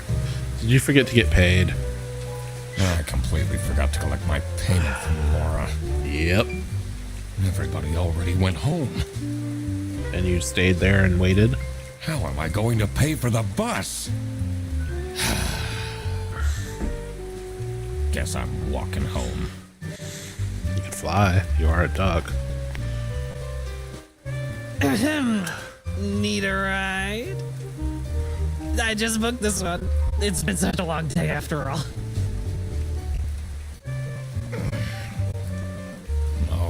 thank you. Come on, it'll be fun. It is nice Plus, of Freddy. you must be tired after all the detective work. I really don't. Please?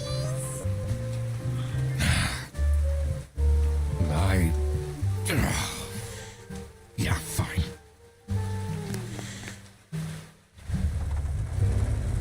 Great. Now I finally have time to tell you all about my ideas for your social media. I mean, having seen your social media, you can use this. Please don't. I could get you tons of publicity. No. And imagine, we can team up, Absolutely not. and I could be your sidekick.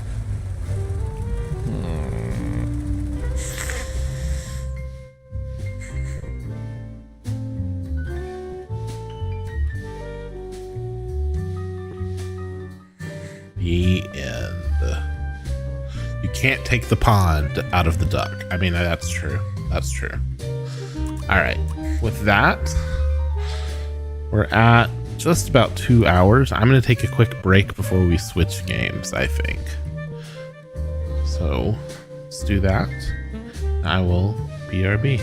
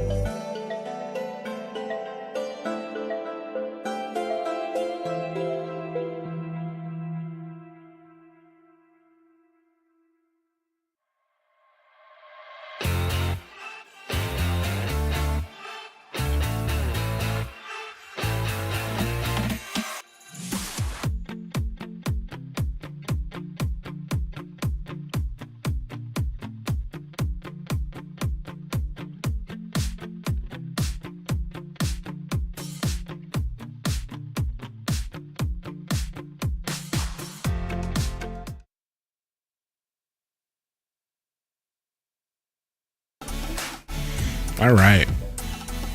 So we just 100%ed that game. The Duck Detective. The only achievement that you don't really get in the process of playing through naturally is the one for knocking down all the trash bins. And that was not hard. So with that, we're back to a game about digging a hole. And we're going to see if we can get a few achievements tonight. I don't expect to get them all, but we're going to see if we can get a few. So we're going to start a new game. Hopefully this isn't deleting the achievements unlocking portion. Let's go look real quick. Yeah, no, we're good. So we need either to go for time or one of the others. Let's shoot for time on this one. Let's see if we can possibly speed our way down.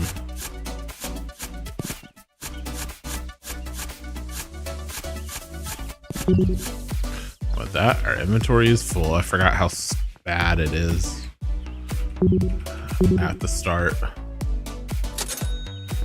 Just checking. Just checking. Recharge. Okay.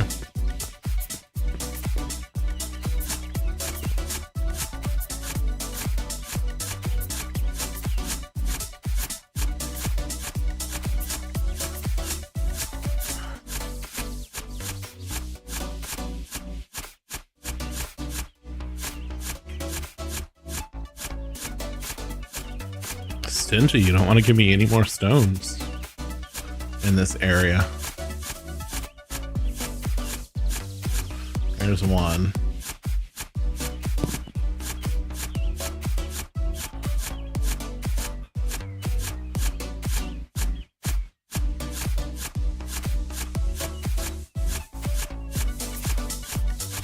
There's one. All right, battery's low.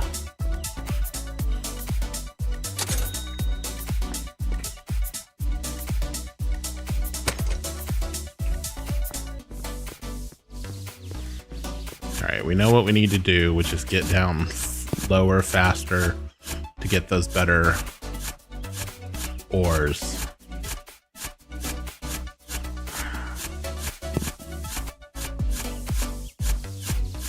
So we need to get a jetpack pretty quickly as well.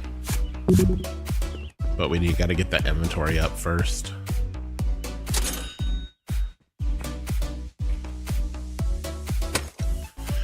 All right, let's increase the size of our shovel. That's our first upgrade because it was the cheapest. That'll let us dig faster. And or more efficiently. Is that the side? That's the side, it's not a stone. Get me all excited. All right, we don't really need to recharge. I feel drunk, I can't walk into the house. You don't really need a recharge just yet.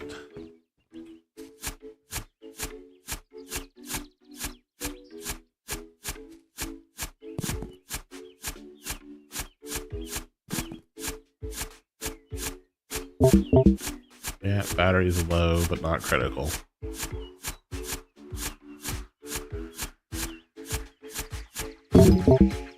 Now the battery's critical, but we gotta do material. So, oh yeah.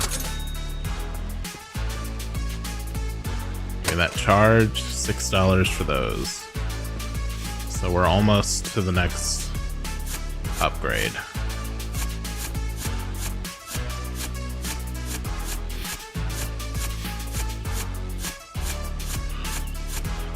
Is the music too loud? Can you still hear the sounds of digging?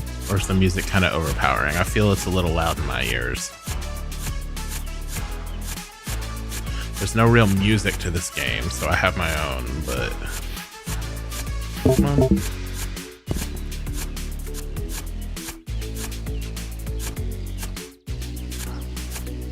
Yeah, that's kind of what I felt. We'll turn it down next time we go into the garage, which is now.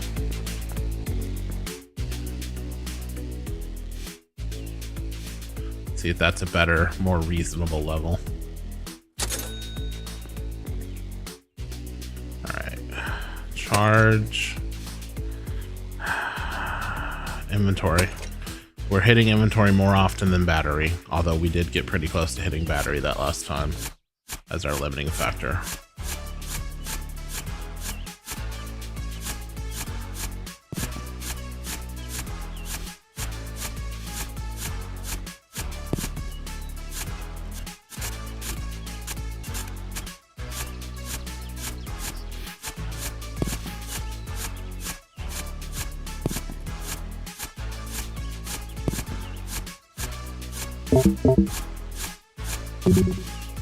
Now my inventory is full and I don't have a jetpack yet, so I've got to be careful.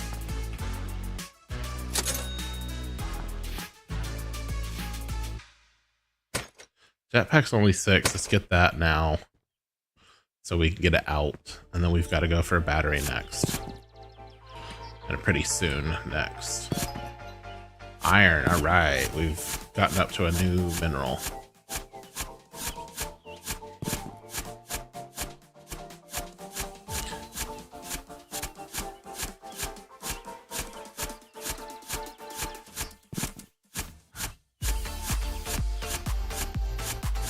This is why we did the backpack first, because otherwise we would already have filled up. There we go.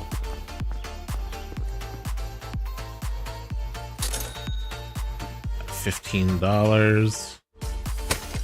Upgrade and get our battery upgrade as well. Now we can go longer. I should have started a timer, but I'm not set up to have one on screen, but that would have been... If I'd planned ahead more, I could have had a timer on screen running for this. But by the time I got one set up, we'd have wasted, 15 minutes.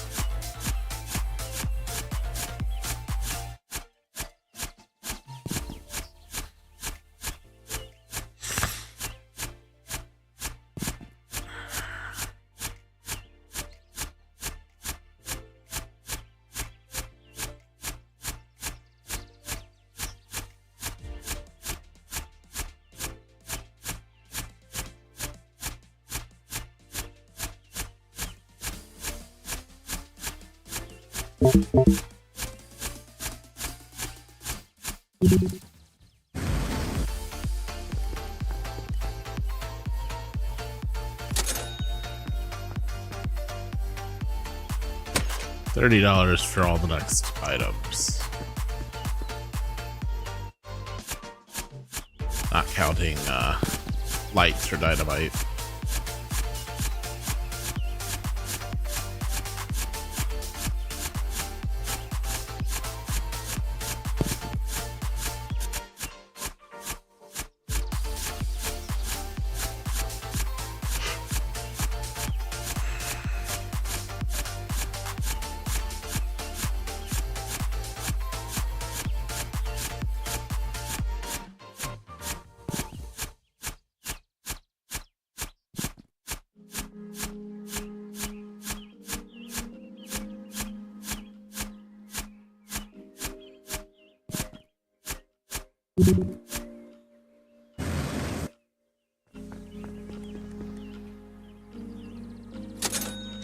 So speedrunning games like this, not my strong suit. Not in the least. I'm very much more of a slow and steady kind of gamer. Not one used to try to push through and get things done quickly, but not thoroughly. This goes against all my gaming instincts.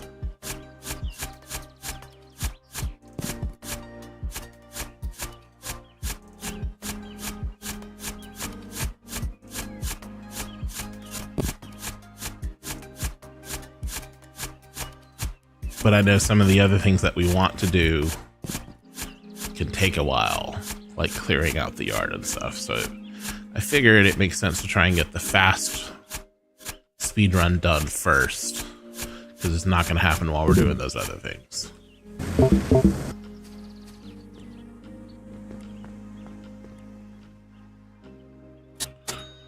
All right, $41.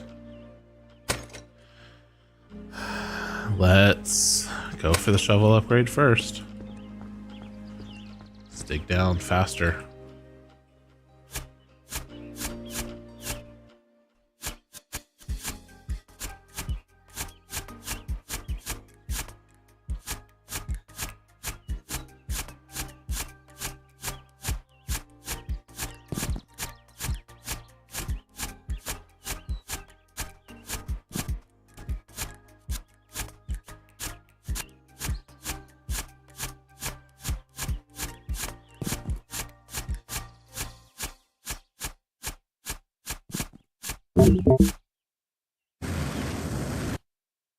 We want a battery upgrade soon because we're running out of battery about the same time we're filling up our inventory lately.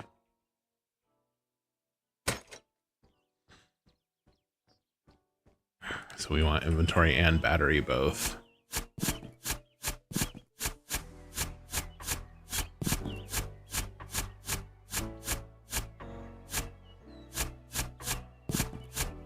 Inventory first, I think. For that reason right there.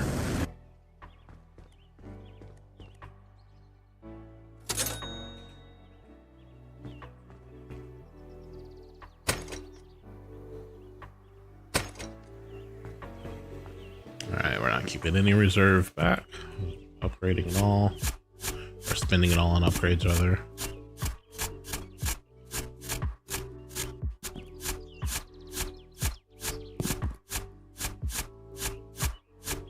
In the stone any time, and you know, only give me the better minerals. That'll be fine.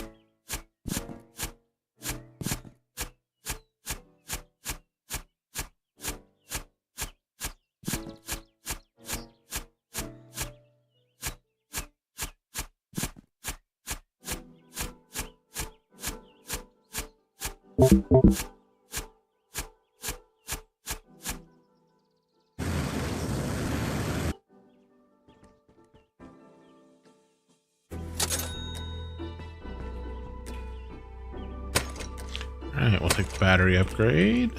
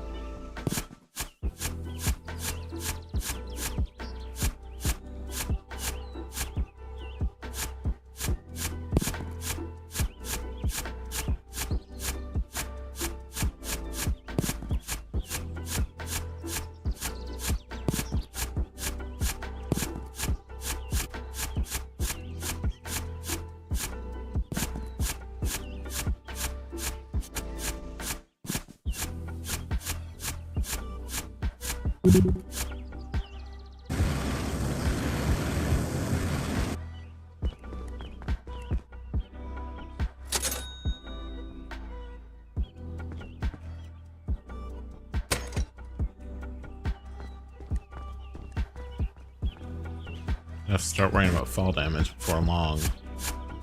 The way this game works.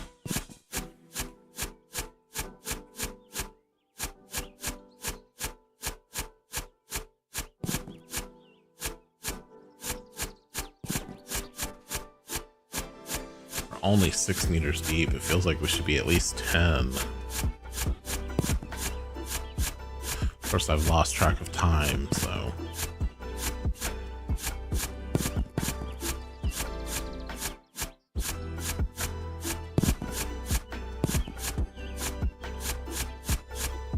Alright,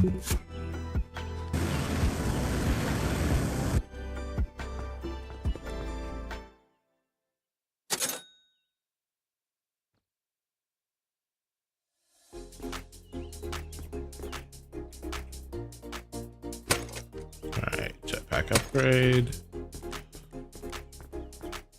You might need a lamp upgrade before too terribly long. I don't know. It's getting a little dim.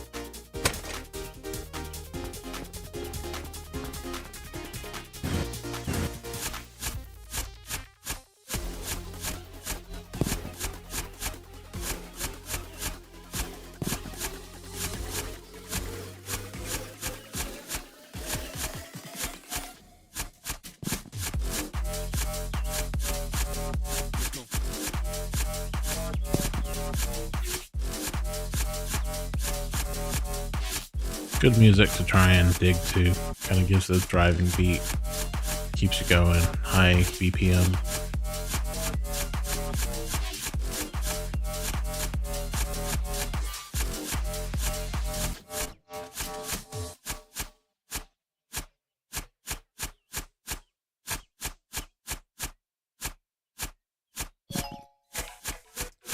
So it's midweek. How's everyone's week gone so far? I've had doctor and dentist appointments and have more of them later in the week.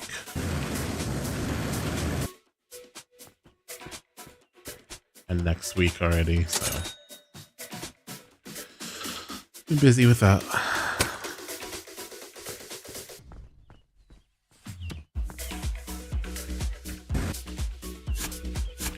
Just felt long for you? Yeah, I know what you mean. And it's only Wednesday.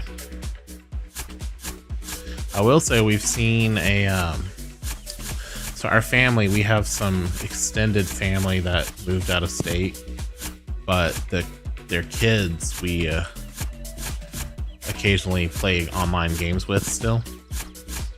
So as a family, us and our kids play with them. And in the past, we've played Phasmo and Lethal Company together. We were considering some other games. There's been a couple that have been out that have kind of made the round with the streamers of late that have caught people's attention. The first one that we were looking at was the Headliners, which is like, it doesn't feel right to say it's based on Lethal Company, because the gameplay is completely different, but at the same time, it's a similar loop. The Headliners is basically the apocalypse is happening, monsters are attacking, you know, something like this. You are the news reporters whose job it is to go report on the issue, to get photos, evidence, and things like that. So basically, the gameplay loop is you arrive on scene, you investigate, you take photos.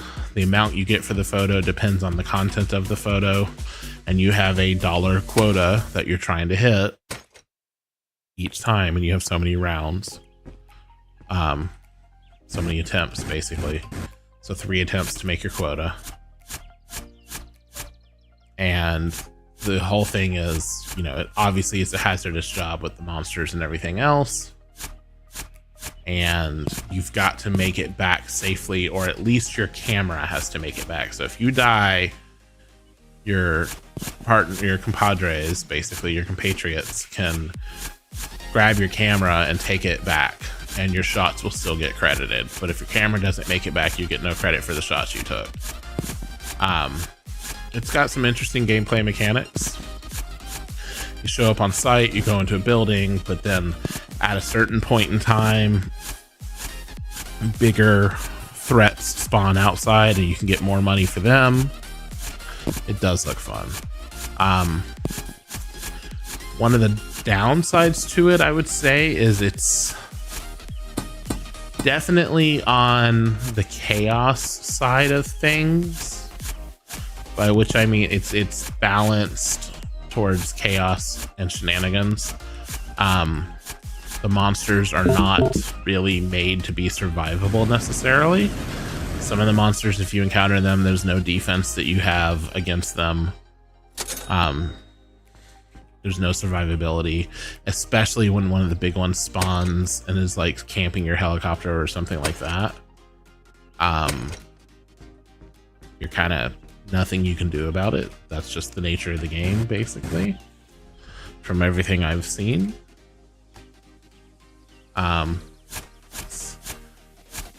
But this is the thing, some games get balanced different ways. Like I heard somebody today was talking about Lethal Company and commenting that like it had gone down in favor with streamers because the creator was balancing it to be a bit more difficult, but to take away from kind of the chaos and shenanigans. And he was saying, you know, basically, especially from a streaming perspective, it didn't need the difficulty, and they were nerfing some of the things that brought the chaos and shenanigans, which are what streamers are looking for. And he's not wrong. The needs or likes of a person who's streaming a game on a service like Twitch are definitely different from those of someone who's just playing with their friends or playing by themselves. Solo is obviously different, but even if you're just playing with your friends, you can want different things in a game. You can want a game that you can learn and get good at and learn how to defeat the, you know, the monsters or whatever. Or you can want a game that, you know, you can definitely beat in solo, things like that, where you can feel accomplished and complete things. Or you can want a game that is just chaos and shenanigans. And chaos and shenanigans makes for a great stream. It looks good on stream. It gives you great clippable moments. It's very good for those reasons, but it's not the most replayable. It depends on your group of friends, basically. It entirely depends on your group of friends. If your group of friends is cool with that, then it can be a lot of fun. But if your group of friends is a little bit more serious, a bit more try hard, you know, or doesn't enjoy just the random chaos, if you don't enjoy the person who decides to run into the shop and pull the grenade pin and blow everybody up because they think it's funny, you know, if that's not your kind of gameplay, then you don't want a game that's tuned and balanced for chaos and shenanigans. And so that Lethal Company's kind of moved away from that a little for some people. And there are other ways to play. You can stream the try hard runs, the high quota runs, things like that, but they don't have the instant moments. So anyway, Headliners, I would say, is tuned a bit more for that, for the chaos and shenanigans. You've got big bad monsters that you can't do a thing about that are camping on your helicopter, and you've got like 0% or like 1% chance of dodging all the obstacles and getting back to your helicopter. You know, it's completely unfair, but it absolutely has its chaotic moments. It has its hilarious things. Stuff like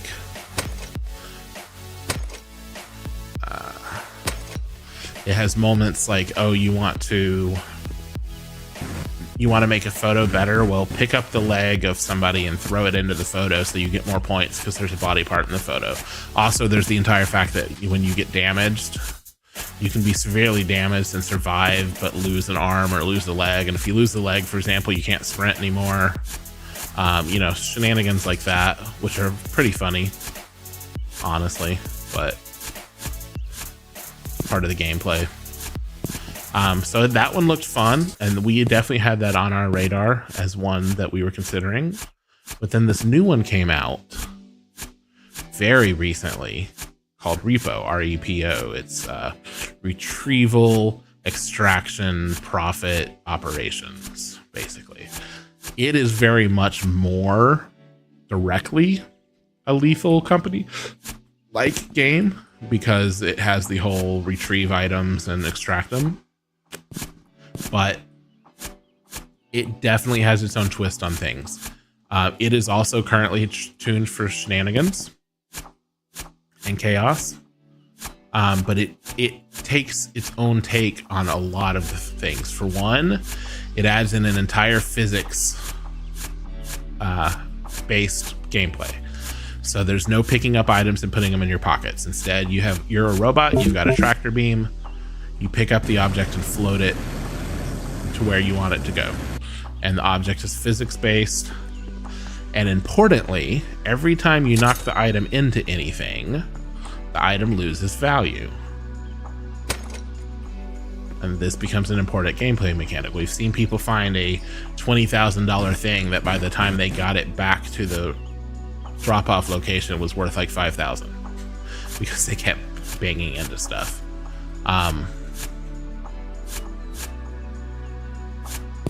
Like that's part of the gameplay loop.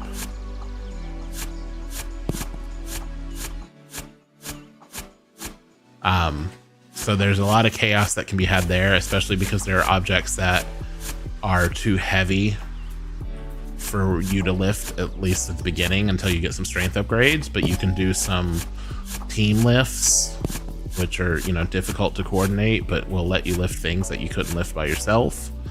The other thing that makes it fun, one, they added, in addition to voice chat, which is, you know, pretty standard for games like that these days. And yes, there are monsters in the game that find you by sound. They also added in, for whatever reason, a text-to-speech mechanic that's present in multiplayer. And so you can make these ridiculous text-to-speech voice readings while you're playing. I don't know why they added it, but it is funny. Or it can be funny, depending, again, on your player group. And how bad people are likely to abuse it and how funny you find it when they do abuse it, pretty much. But the other mechanic that they added that I enjoy a lot is they have a bunch of things that alter your speech, and they're kind of they're unexpected, especially at first. But basically, there's one monster that kind of possesses you and makes you vomit all over the place, but it also alters your speech so that you sound, you're pitched down basically, and you sound lower pitched and slowed down a little bit. There's an object you can pick up that absolutely slows down your speech drastically. There's an item you pick up that picks another player and proceeds to announce through text to speech profess your love for them, your undying love for them repeatedly while you're carrying it. There's one that just is a time slowing object and it pitches your voice down. There's one that makes your voice high.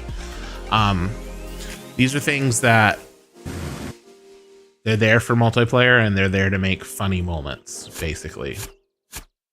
They don't necessarily have a core gameplay reason to exist, but that's not the point. They're there because they're funny, and they make for hilarious interactions and moments. And if you've got the right group of people, a game like that can be a lot of fun. So that one, I have to see what everybody else thinks, but I know on my list, that one may have taken over from Headliners as like one that looks like a lot of fun for us to play. But I'm not the only one who's picking the games. And we have to be mindful that, you know, when we change games, we're looking at buying, you know, 3 or 4 copies for our family, and then they've got 2 people on their family that play. So we're looking at potentially needing 6 copies of whatever game we look at. So we can't just expect to change games every week. It's just not realistic. But we haven't played in a few weeks, and I showed them the game. See what they think of it.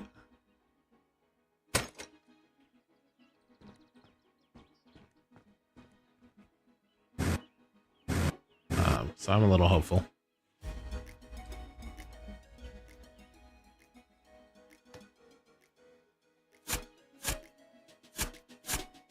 Alright, can't just keep digging down. We've got this tunnel. We need to make use of it.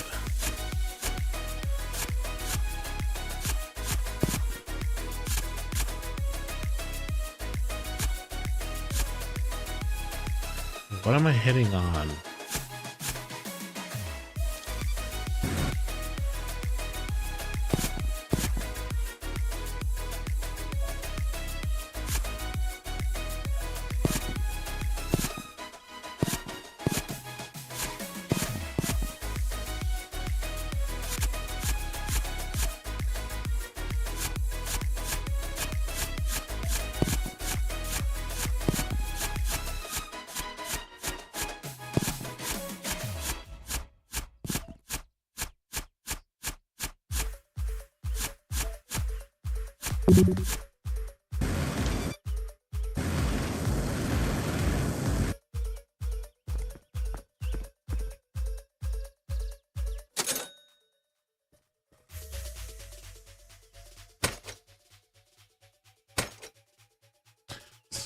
I haven't saved the game for 30 minutes. That seems like a smart thing to do. Also, that worries me a little bit because 30 minutes is my time limit. So if I haven't saved the game for 30 minutes, I've already lost my time limit. And I am literally only... told you this went against my nature. I'm... What on earth are you hitting on now? I've gone through here multiple times.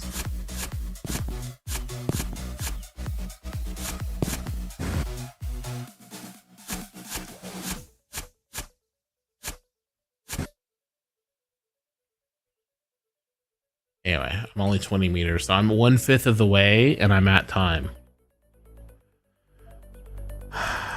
Yeah, it's gonna take a lot for me to get to a point where I can speedrun this. Well, that sucks. It is what it is. So which one should we go for now? Let's go look at the list of what we haven't done. So I'm pretty sure that one's out, and I'm not sure I'll ever be able to do that, or if I will, it'll be a while. We need to boom more. Start at the middle next time and only upgrade shovel first. Break ores. So we need to long fall. We need to waste a bunch of ores. We need to boom. We can boom. That's easy. Except we're broke.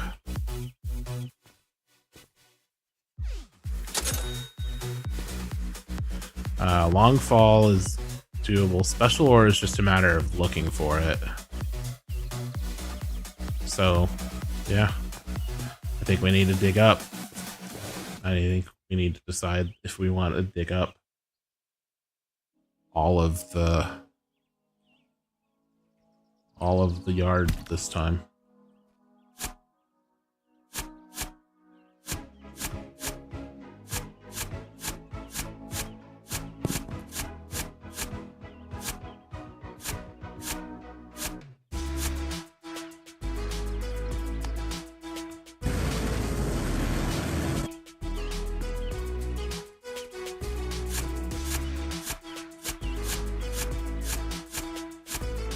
Longfall is falling to the very bottom. It is, from having watched somebody do it, even then, and from having played in the past, there's a little more to it in that you have to get your trajectory just right. If you just drop straight down, there's a chance you'll hit the bottom too soon, or more likely, you'll hit one of the annoying tiny floating clumps of dirt and it'll interrupt your fall. Because it's really hard to get all of those pieces.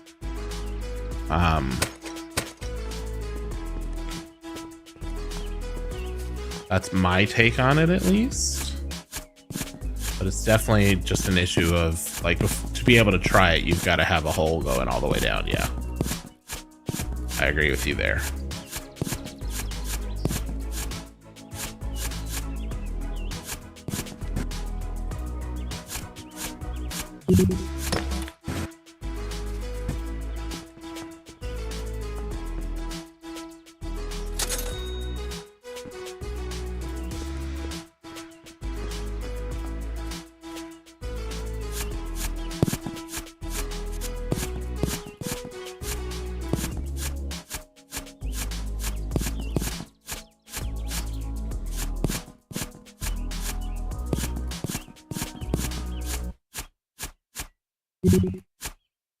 Alright, I need to not do all of the top layer, because that's the easiest way to get the breakings, is to get the drill and then come back to the top layer. Is to waste the ores that way. Plus they're the cheapest ones, so wasting the stone is fine.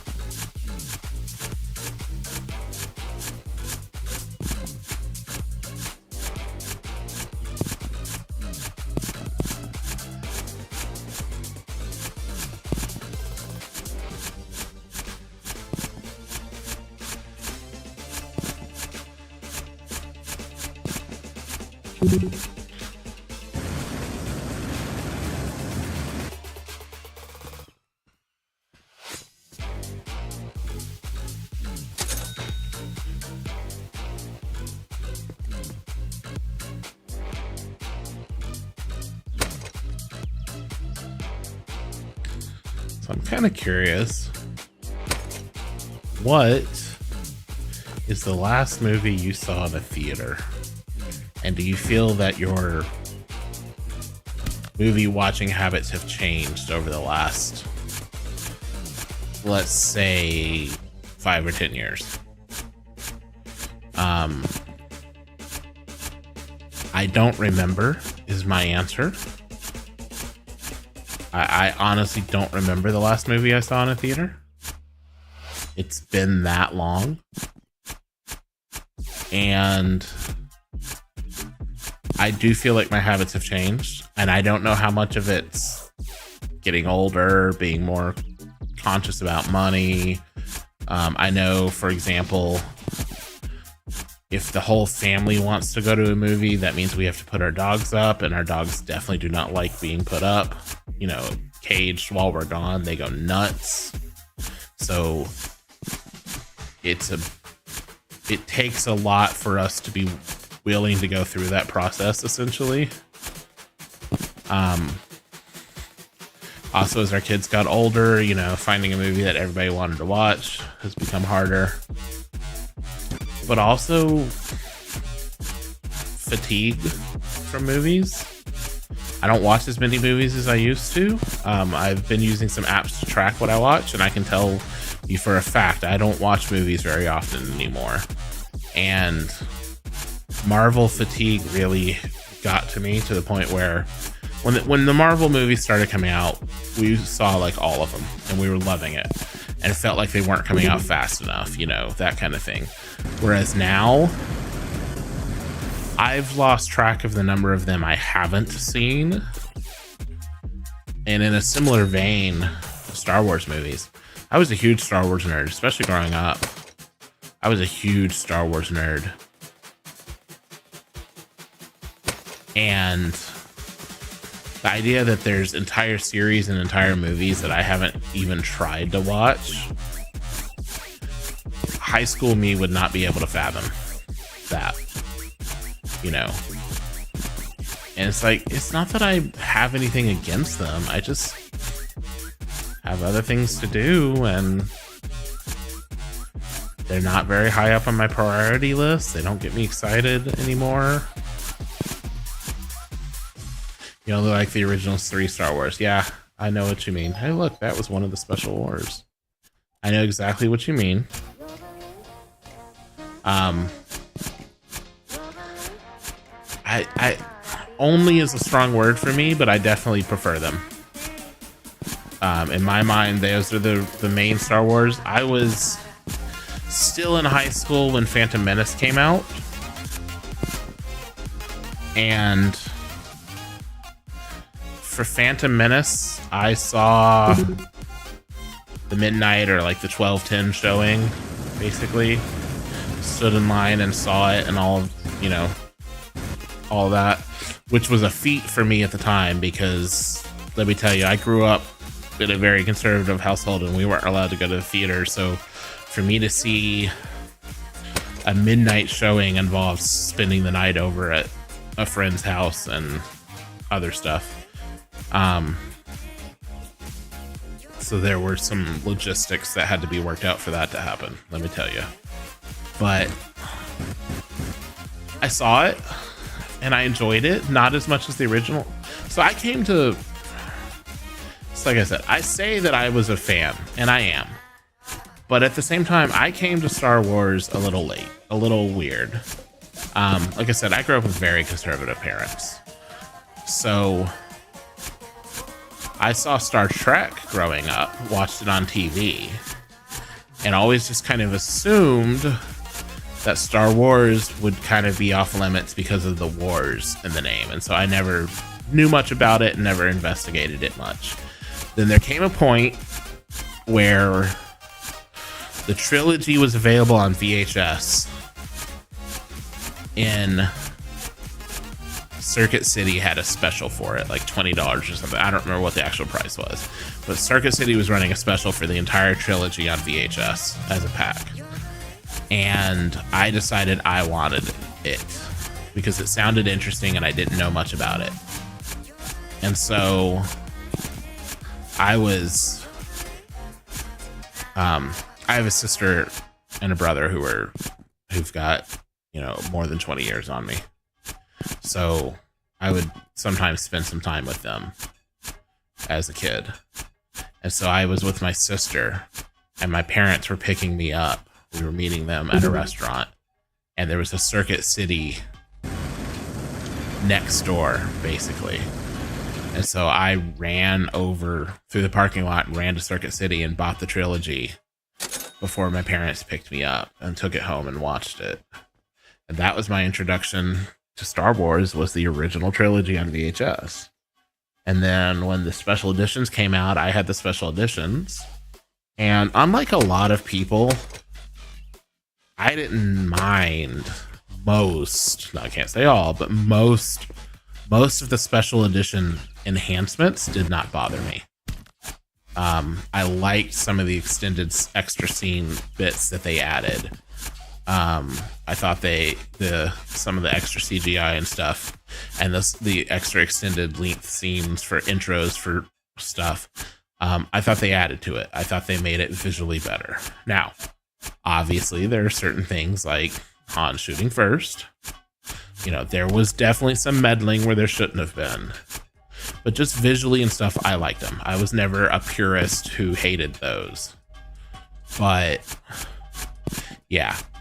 As much as I didn't mind Phantom Menace, and I didn't really like the next two, the second one especially. The third one's okay, of the new ones, of 1, 2, and 3. The second one is so painful. So painful.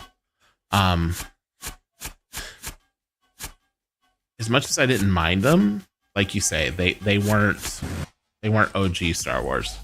They were still something new, something different. You know, they were a separate thing. and then all the new stuff that they've come out with. Like I saw a few of them. I think we saw Rogue One, and I saw the Han Solo one. And like Rogue One wasn't bad, and I liked how they linked some of the pieces in, you know, showing the people the Bothan spies who got the plans and brought them out. And I like how it linked in, you know, ending where the first one, or well, technically where 4 started. I liked that. I like some of those pieces. Bringing Palpatine back was stupid. I've not even seen it, and that's my opinion on it.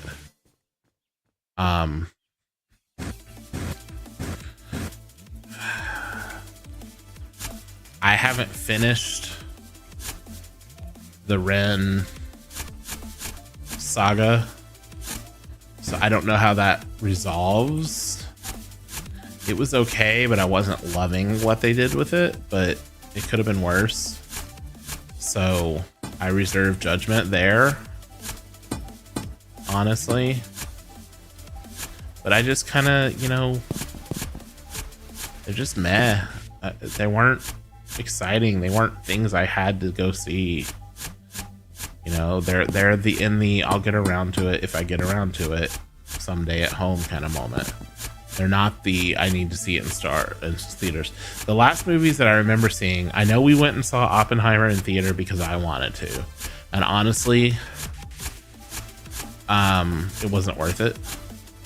You know, everybody made out how big a deal the explosion was and how it was filmed, and you need to see this in IMAX and all of that. And we actually looked up the IMAX, and it was an option in town, but we decided not to IMAX it, and I'm glad we didn't, because even just seeing it in normal theater, non-IMAX, it wasn't a bad movie.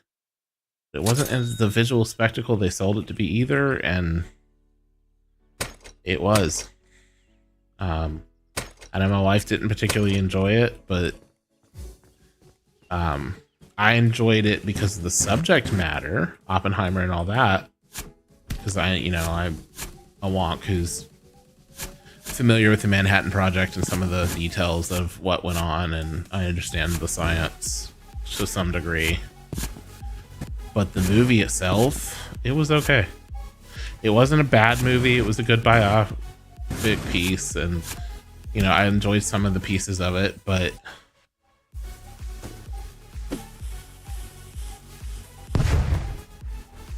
that's it, really. It wasn't the amazing spectacle they made it out to be, and don't think I would have missed anything if I had waited and watched it at home. Was my ultimate feeling on it, honestly. I feel like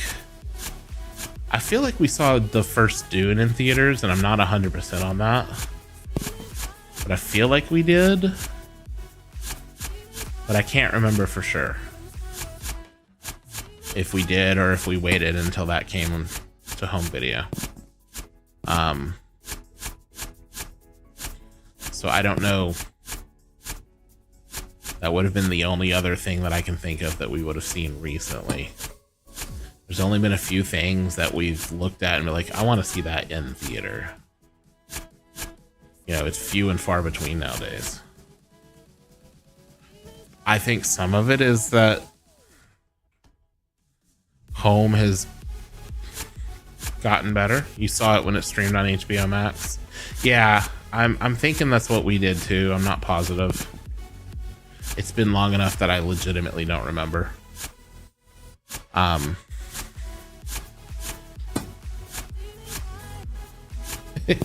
Yeah, I see what you mean about Darth Vader, and you're not wrong.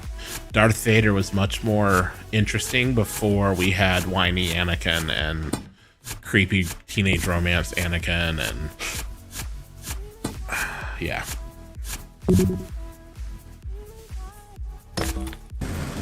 Don't know why I did that, but okay. Yeah, I fully agree with you there. So the thing about Jar Jar, Jar Jar was an attempt to one up the Ewoks, to my understanding, and an attempt at going for the toy market, basically. And it was, yeah, it was too much. It was too cartoony, like you said.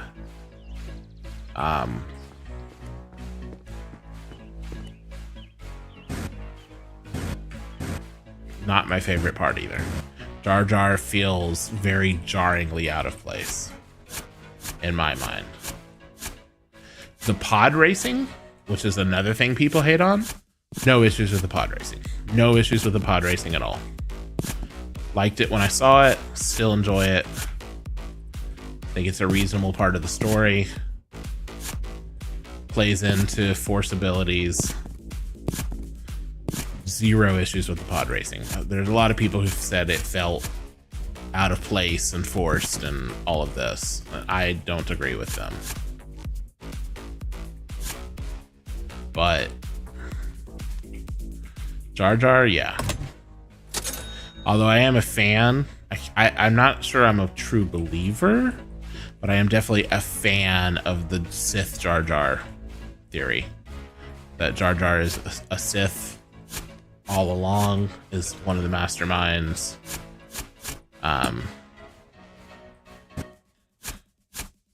It works well. It's clearly not canon. Jar Jar's too smart in that compared to canon, but it works really well. I'm a fan of it as a fan theory. I encourage it and approve.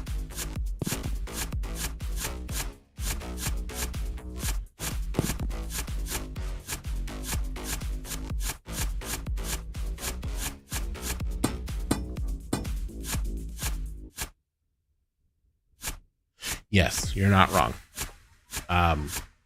And that's part of why Lucas ruined the originals when he went back, not just with the special editions, but all the tweaks that came later, was because Lucas felt like the effects were never able to capture his vision. And so as the effects got better, he wanted to go back and redo the effects. But the charm of the movie, like you said, is a lot of the practical effects that they used. All right, we're gonna get the drill now. A lot of the practical effects that they used instead of the special effects. Things like one of my personal favorites in the first one, when they have the hovercraft, whatever it's called, the speeder, and they're out in this desert. And it has this blur underneath it that's jokingly referred to as the force field. And it looks right. Like, yeah, it wouldn't necessarily be a blur per se, but it looks right for there to be some form of distortion underneath it where the field that's causing it to hover is. Now, why is there a blur there? Well, because obviously the actual vehicle was on wheels and they had no way to hide the wheels properly, so they smeared Vaseline on the camera lens and made it blurry underneath. That's the actual reason. But it looks good, or you're used to it and expect it now. And so if you go back and replace that with, yeah, clearly we can CG it and not need that anymore. Yeah, blur effect, genius. You lose so much. Like, yeah, you don't need that, but you lose so much. Granted, if I'd never seen it with the blur, maybe I wouldn't like the blur. But I did, and it was part of the charm of the movie.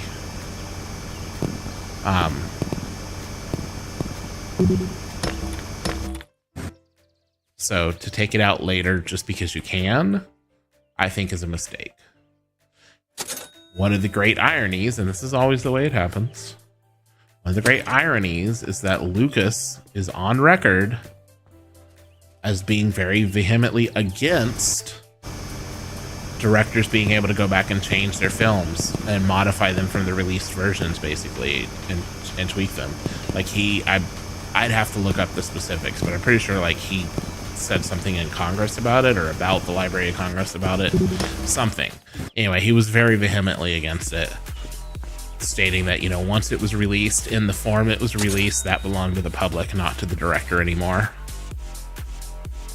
And then he was also the one who was going back and kept trying to... It's not just that he kept tweaking Star Wars. It's that as they tweaked Star Wars and did it often silently with the releases, like look up the differences in the Blu-ray release versus and the DVD release versus the VHS, for example. There's a lot of changes that were silently made there. That kind of thing. It's the fact that for a long time you could not get a disc version of the original movies the way they were on VHS. There's a reason I still have it's not hooked up, but I still have a VCR because I still have the VHS of the original versions, and I want to have an ability to access it, and I need to digitize it. It's the destruction of the original versions and the forced replacement of the new one that bothers me.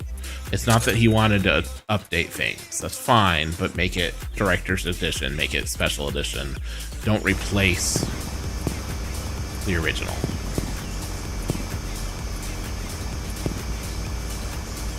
Yeah, you're also not wrong. If the longer you wait, the better the CG gets. We've kind of swung into an era again where it's vogue to say, well, we used practical effects, we didn't use CG. And if you ever actually look into it, anybody who says they didn't use CG is lying. Even when they use practical effects, they're supplemented with CG nowadays, and it's not necessarily a bad thing. It allows them to do things like, for example, build the first or second floor of the town that you want to film in physically, and then CG in floors 3 through 10, or up to the sky or whatever. So you don't have to build the entire thing, but you can build enough to have practical sets for the part that you're interacting with, and then you can CG in the rest. There are ways to make good use of it, smart ways to make your money go further by using the CG where it makes sense and using the physical where it makes sense.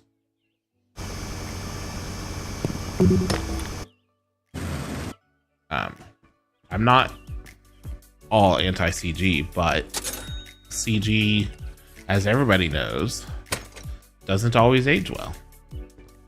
And there are different cases, some better than others.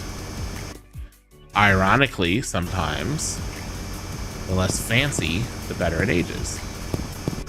For example, Tron, personal favorite. I think it's the first DVD I ever owned, if I recall correctly. Tron, no one's going to argue that its computer graphics are dated,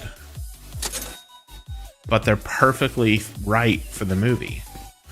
They don't look wrong or bad like, when you're trying to do photorealistic stuff and that doesn't age well over time kind of stuff.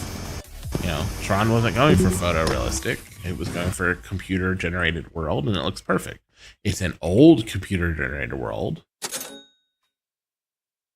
It's not modern in any way, but it works for the story, and it works for the type of computers, and it stands the test of time.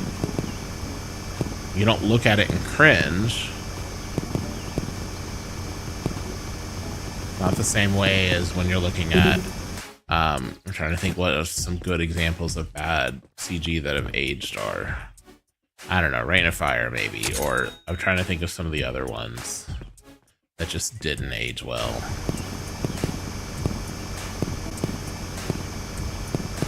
And there's always mixes. Matrix aged pretty well with its bullet time, and that's partially because bullet time is technically a practical effect. Bullet time was achieved not even with slow motion cameras, but by taking photo cameras, arranging them in the path that you want the camera to move, and then triggering them sequentially in a, starting at one side and going to the other, and then taking those still frame photos and stitching them together like the frames of a video is essentially what you were doing. And so you got this spin around effect because you're using cameras in this path, and it involved a big rig, and you know, it was groundbreaking at the time and all that. And nowadays you can do a lot of that in CG and you can mimic it, but it was done with physical cameras and technically a practical effect when it was first done, and that's why it aged so well. It's not faked. Okay, Hoodwinked, you have a point. Hoodwinked gets a lot of hate, but it was supposed to be cartoonish. I think the problems with Hoodwinked, and we actually, I saw a video on it pretty recently. The two things with Hoodwinked that you have to realize are, number one, it didn't look great when it released. It wasn't state-of-the-art CG when it came out. People had problems with how it looked from the beginning. Number two, one of the complaints about it is that it's very inconsistent in its looks, and that's because it was done by different groups. It wasn't all the CG done by one group, so you get some different styles and things. It was also done on a budget, so it wasn't state-of-the-art animation studios. A lot of it was done by smaller groups, or maybe even still students, I think, in some cases. And it was outsourced to countries where it was cheaper. And that was done to get the movie made on the budget that it had, because the financing piece of the story is interesting. There's some interesting things in the history of that movie. I don't remember having any issue with the animation when I watched it initially. It didn't trick any flags for me. I had no issues with it. Having seen it recently, not the whole movie, but just seen clips of it from when they were talking about it, I can see what they're talking about. But I'm with you. It was supposed to be cartoonish, and I had no issues with how it looked. It wasn't supposed to be photorealistic. And at that time, that's one of the animation styles. It has that computery animation style, almost but not quite like the Flash animation style that you saw. I'm trying to think of a good example of the Flash animation. There's a whole set of some of the later VeggieTales movies, but there was another set that they did, I think the same studio did, that was not VeggieTales directly. I can't remember what it was, but it basically, there was a specific look when things were being done in Flash, and they were being done because it's faster, but they don't look as good. They have a very distinctive look to them, and it's kind of, it's the animation equivalent of the soap opera effect, I think. It's a very distinctive look. It's not necessarily associated with quality, but you can't say it's wrong or bad either directly. That's kind of how I think of it.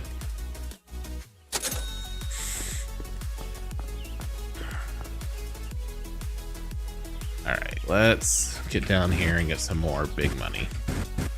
No whammies.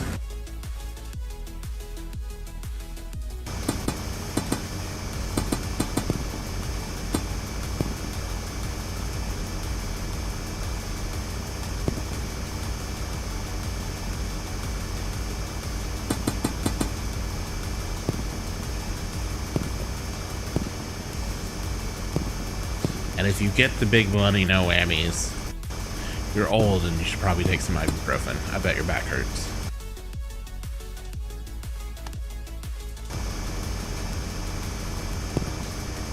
Just saying.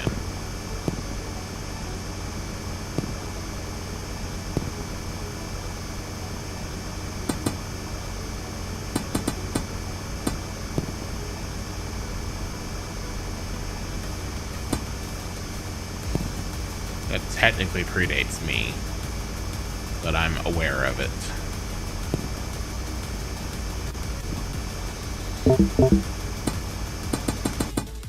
I have old parents. I don't even think they watched it.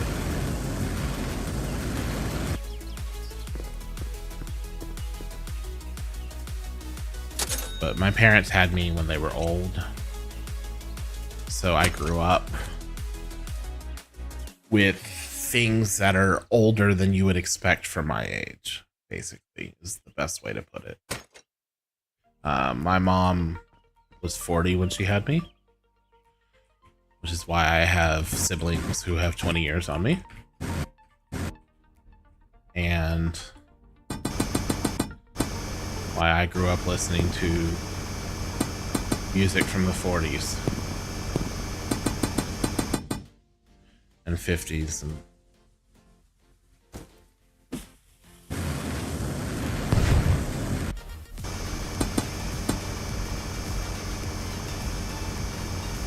and movies and other things.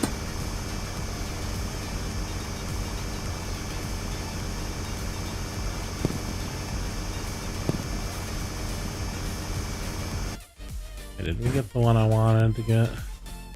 No, it's still there.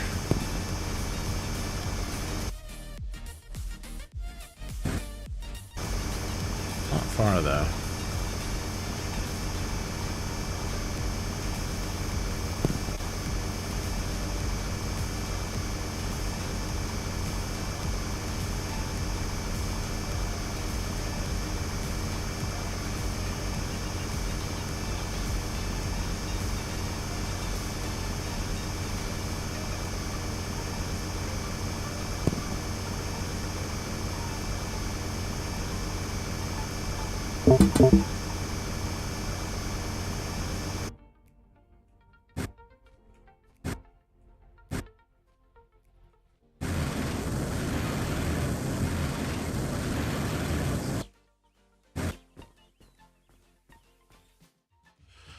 $220. Right.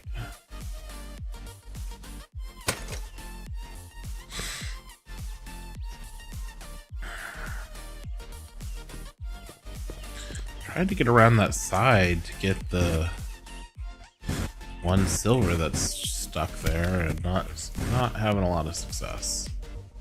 It's literally right there. It's in the rock. That's why I'm not having any success. The rock is curving away. I guess you're just lost. Stuck in the middle with you. Alright, well.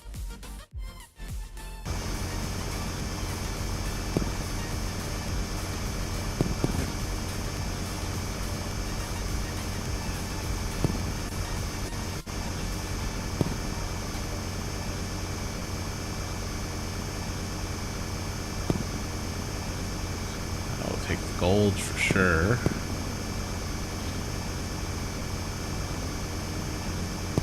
Yes, you get the reference. You should probably take some ibuprofen.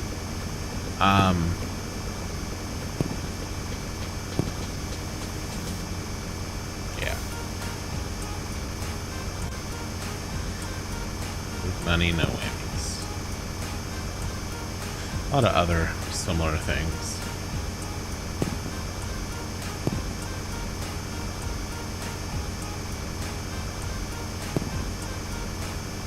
Kid, I specifically remember growing up liking Shirley Temple movies.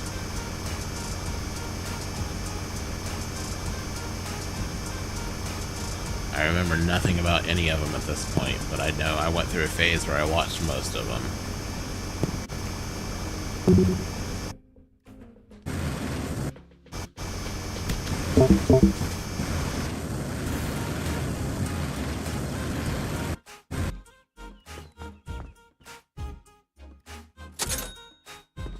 And I don't know how common it was, but my parents, you know,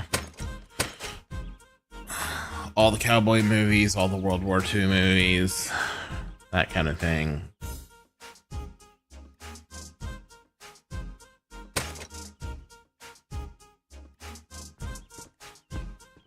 Yeah, I don't know if I would like them today. I just remember going through a phase growing up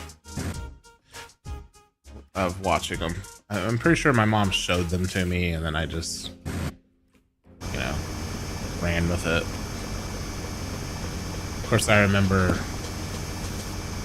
the fact that they were available to rent is a big thing, because obviously this was before downloading movies was a thing. This was the very much the go to the grocery store and rent stuff out of the video department, or go to the pharmacy and rent stuff out of the video department era. I don't think my parents ever used Blockbuster. I did when I was old enough, but I don't think my parents ever used Blockbuster. They were very much a grocery store or pharmacy video and video game rental kind of people. Jerry Lewis movies. I liked Jerry Lewis movies. I did not understand a lot of what I was seeing. The one I specifically remember, I can't remember what it is now. I know I've seen it and it makes more sense to me nowadays, but as a kid, I just liked, it's the one where he's like the bellhop, basically, and there's all the rooms, and there's the one with the lady who's doing like almost like a spidery dance or something. I don't remember. I just, as a kid, it was one of those like, oh, the visual spectacle. I had no idea what was really going on. Saw it, pretty sure we saw that not that long ago, and with my wife. And it's like, yeah, I have seen this movie before, but I have no idea what's actually happened in this movie. I definitely did not pick up on it as a kid. It's always interesting, that kind of thing too.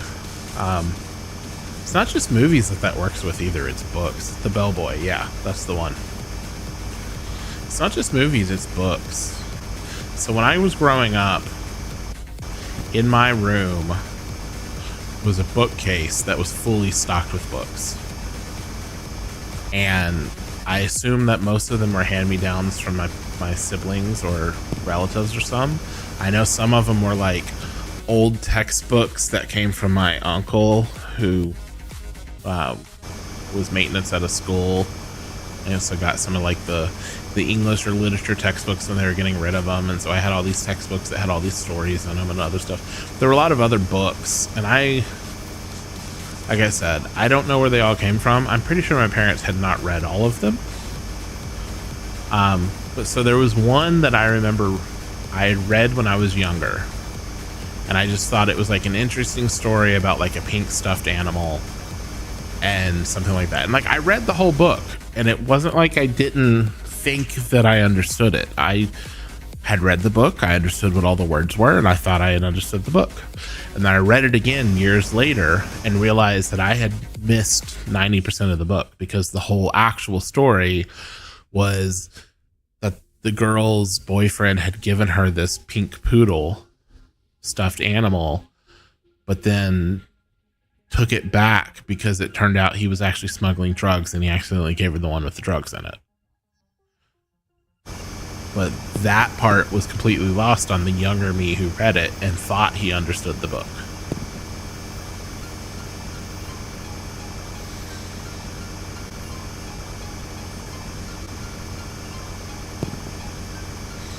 And it's just interesting to go back and see how much you missed on stuff that you thought you got.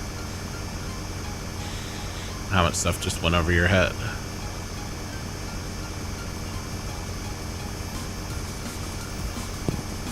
And then the other thing is, sometimes it's interesting to go back on stuff that you liked to see how your tastes have changed. And maybe you still like it, maybe it doesn't hit you the same way, or maybe you find that there are a lot of problematic elements in it that you never picked up on before because, you know, your viewpoint in life has changed over time.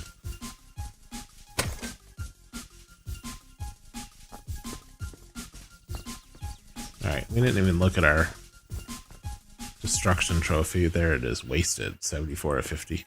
We need to boom 54 sticks of dynamite. I want to get some more money. I know it's possible to end up with like way too much money in this game. so I'm trying to get down to these levels. I want to get to diamonds, basically, and then just start filling inventory with diamonds. That's my goal.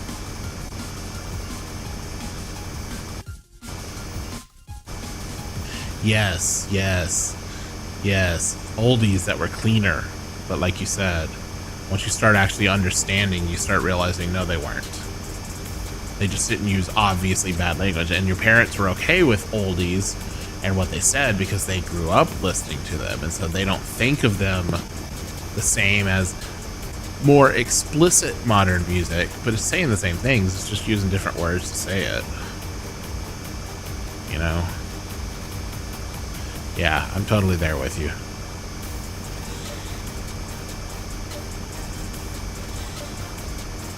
Just because you were more roundabout in how you said it doesn't make it any less dirty.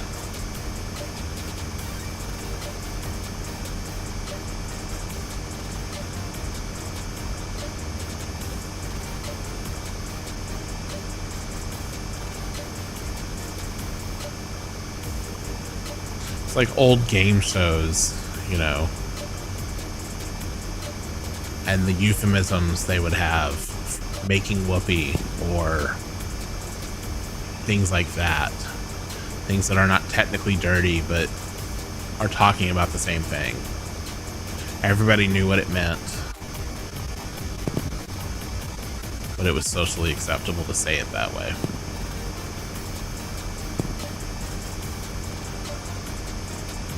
Like the Newlywed Game and some of the others.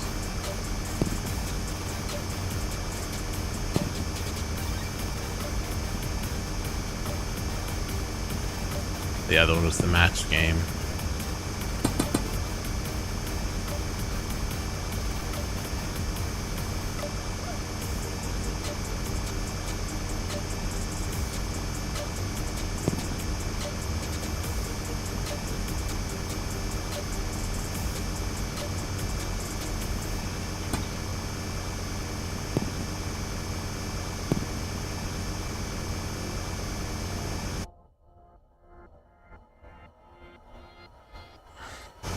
Yeah, music is a big one for me. I didn't get into modern music until I was in high school.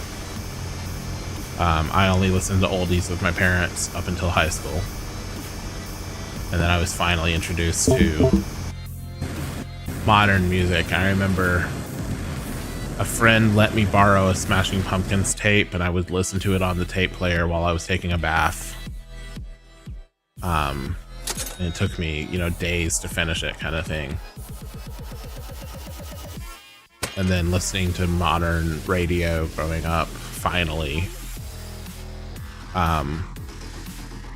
Honestly, it was once I was driving thing was when I started listening to what I wanted to in the car, basically. At home, I would listen to CDs, but my CDs, even when they weren't oldies, they weren't like modern rock stuff. You know, I had an eclectic list of stuff. I had a bunch of classical, I had some jazz, but I also had things like Mannheim Steamroller and Trans-Siberian Orchestra,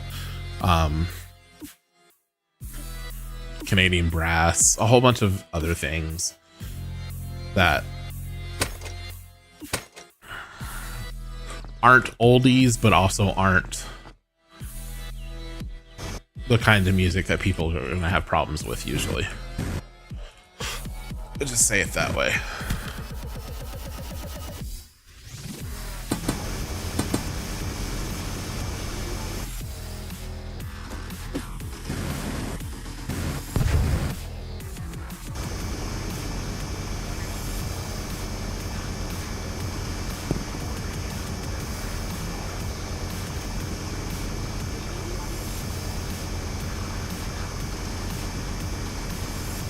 But yeah, driving for me was a big game changer. Both in being able to listen to what I wanted to and go where I wanted to. That kind of thing. That was, and this is why I don't understand. I half understand modern kids, and I say that meaning like our kids and others, from parents that I've talked to who have no interest or almost no interest in driving. And it's because they have the internet. I honestly think they don't need mobility and freedom to go places and to listen to things on their own without their parents, to have that connection and to what's going on elsewhere. With the internet, you can bring that with you into your room or into your house, and so you don't feel as disconnected. Yeah, Canadian breast, especially for Christmas. That was the big one that we had for sure. And then I had some of their non-Christmas stuff, but their Christmas stuff was the big one. And I remember giving my dad, and I feel a little bit bad for it nowadays, but I remember giving my dad a hard time once because he came in and he was trying to guess who I was listening to, basically. And he was like, "Oh, is that Mannheim Steamroller?" I was like, "No, that's Trans-Siberian." I was like, "You always get the two reversed. Whatever you're going to say when you're guessing if it's Mannheim or Trans-Siberian, whatever you're going to say the opposite, because you're always wrong." Which is pretty mean thing to say, but I get it. I understand more now. Especially when it's not his type of music and he was trying to connect and stay in touch with me. That kind of thing. I do understand it better as an adult now. They are very totally different sounds, which is why I couldn't understand it at the time. But at the same time, if it's not your kind of music, they're both electronic in some regard, and you know.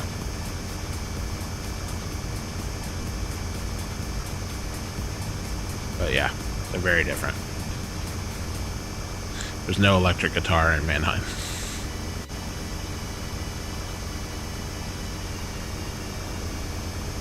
But to be fair, they both have Christmas albums, and I would play them both around the same time.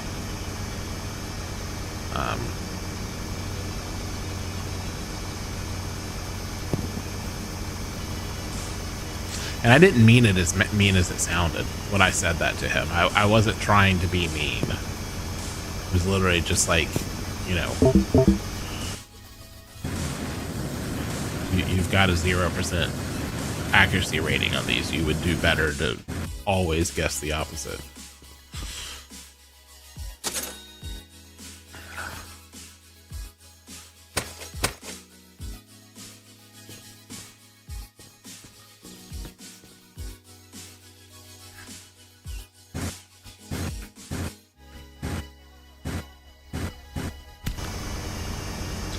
Down to about 50 meters, maybe. Like I said, I'd really love to get diamonds.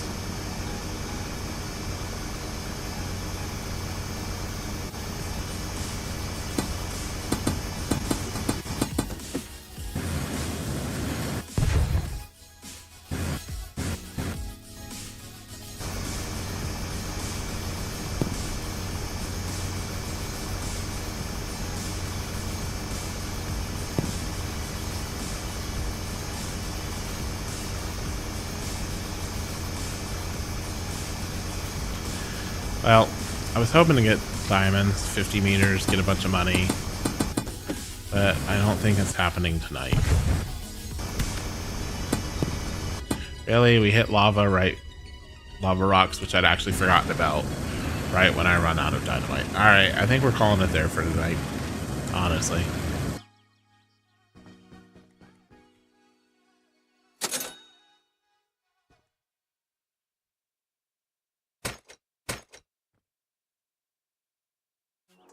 Just because at this point, we're coming up on 3.5 hours. It's 11 o'clock coming up my time. And I'm honestly getting a little tired. These weeknights, I'm definitely more tired than, you know, when I do the 1 o'clock weekend ones. So, I do thank you for coming out, spending some time with us, with me here on this Wednesday night, hump day. We'll be back this weekend. Normal schedule applies. Weekend. We'll be here live on Twitch and YouTube with Stardew Valley with my wife on Saturday, I believe is the plan, and Fallout 3 on Sunday. So let's say goodbye to YouTube real quick. So have a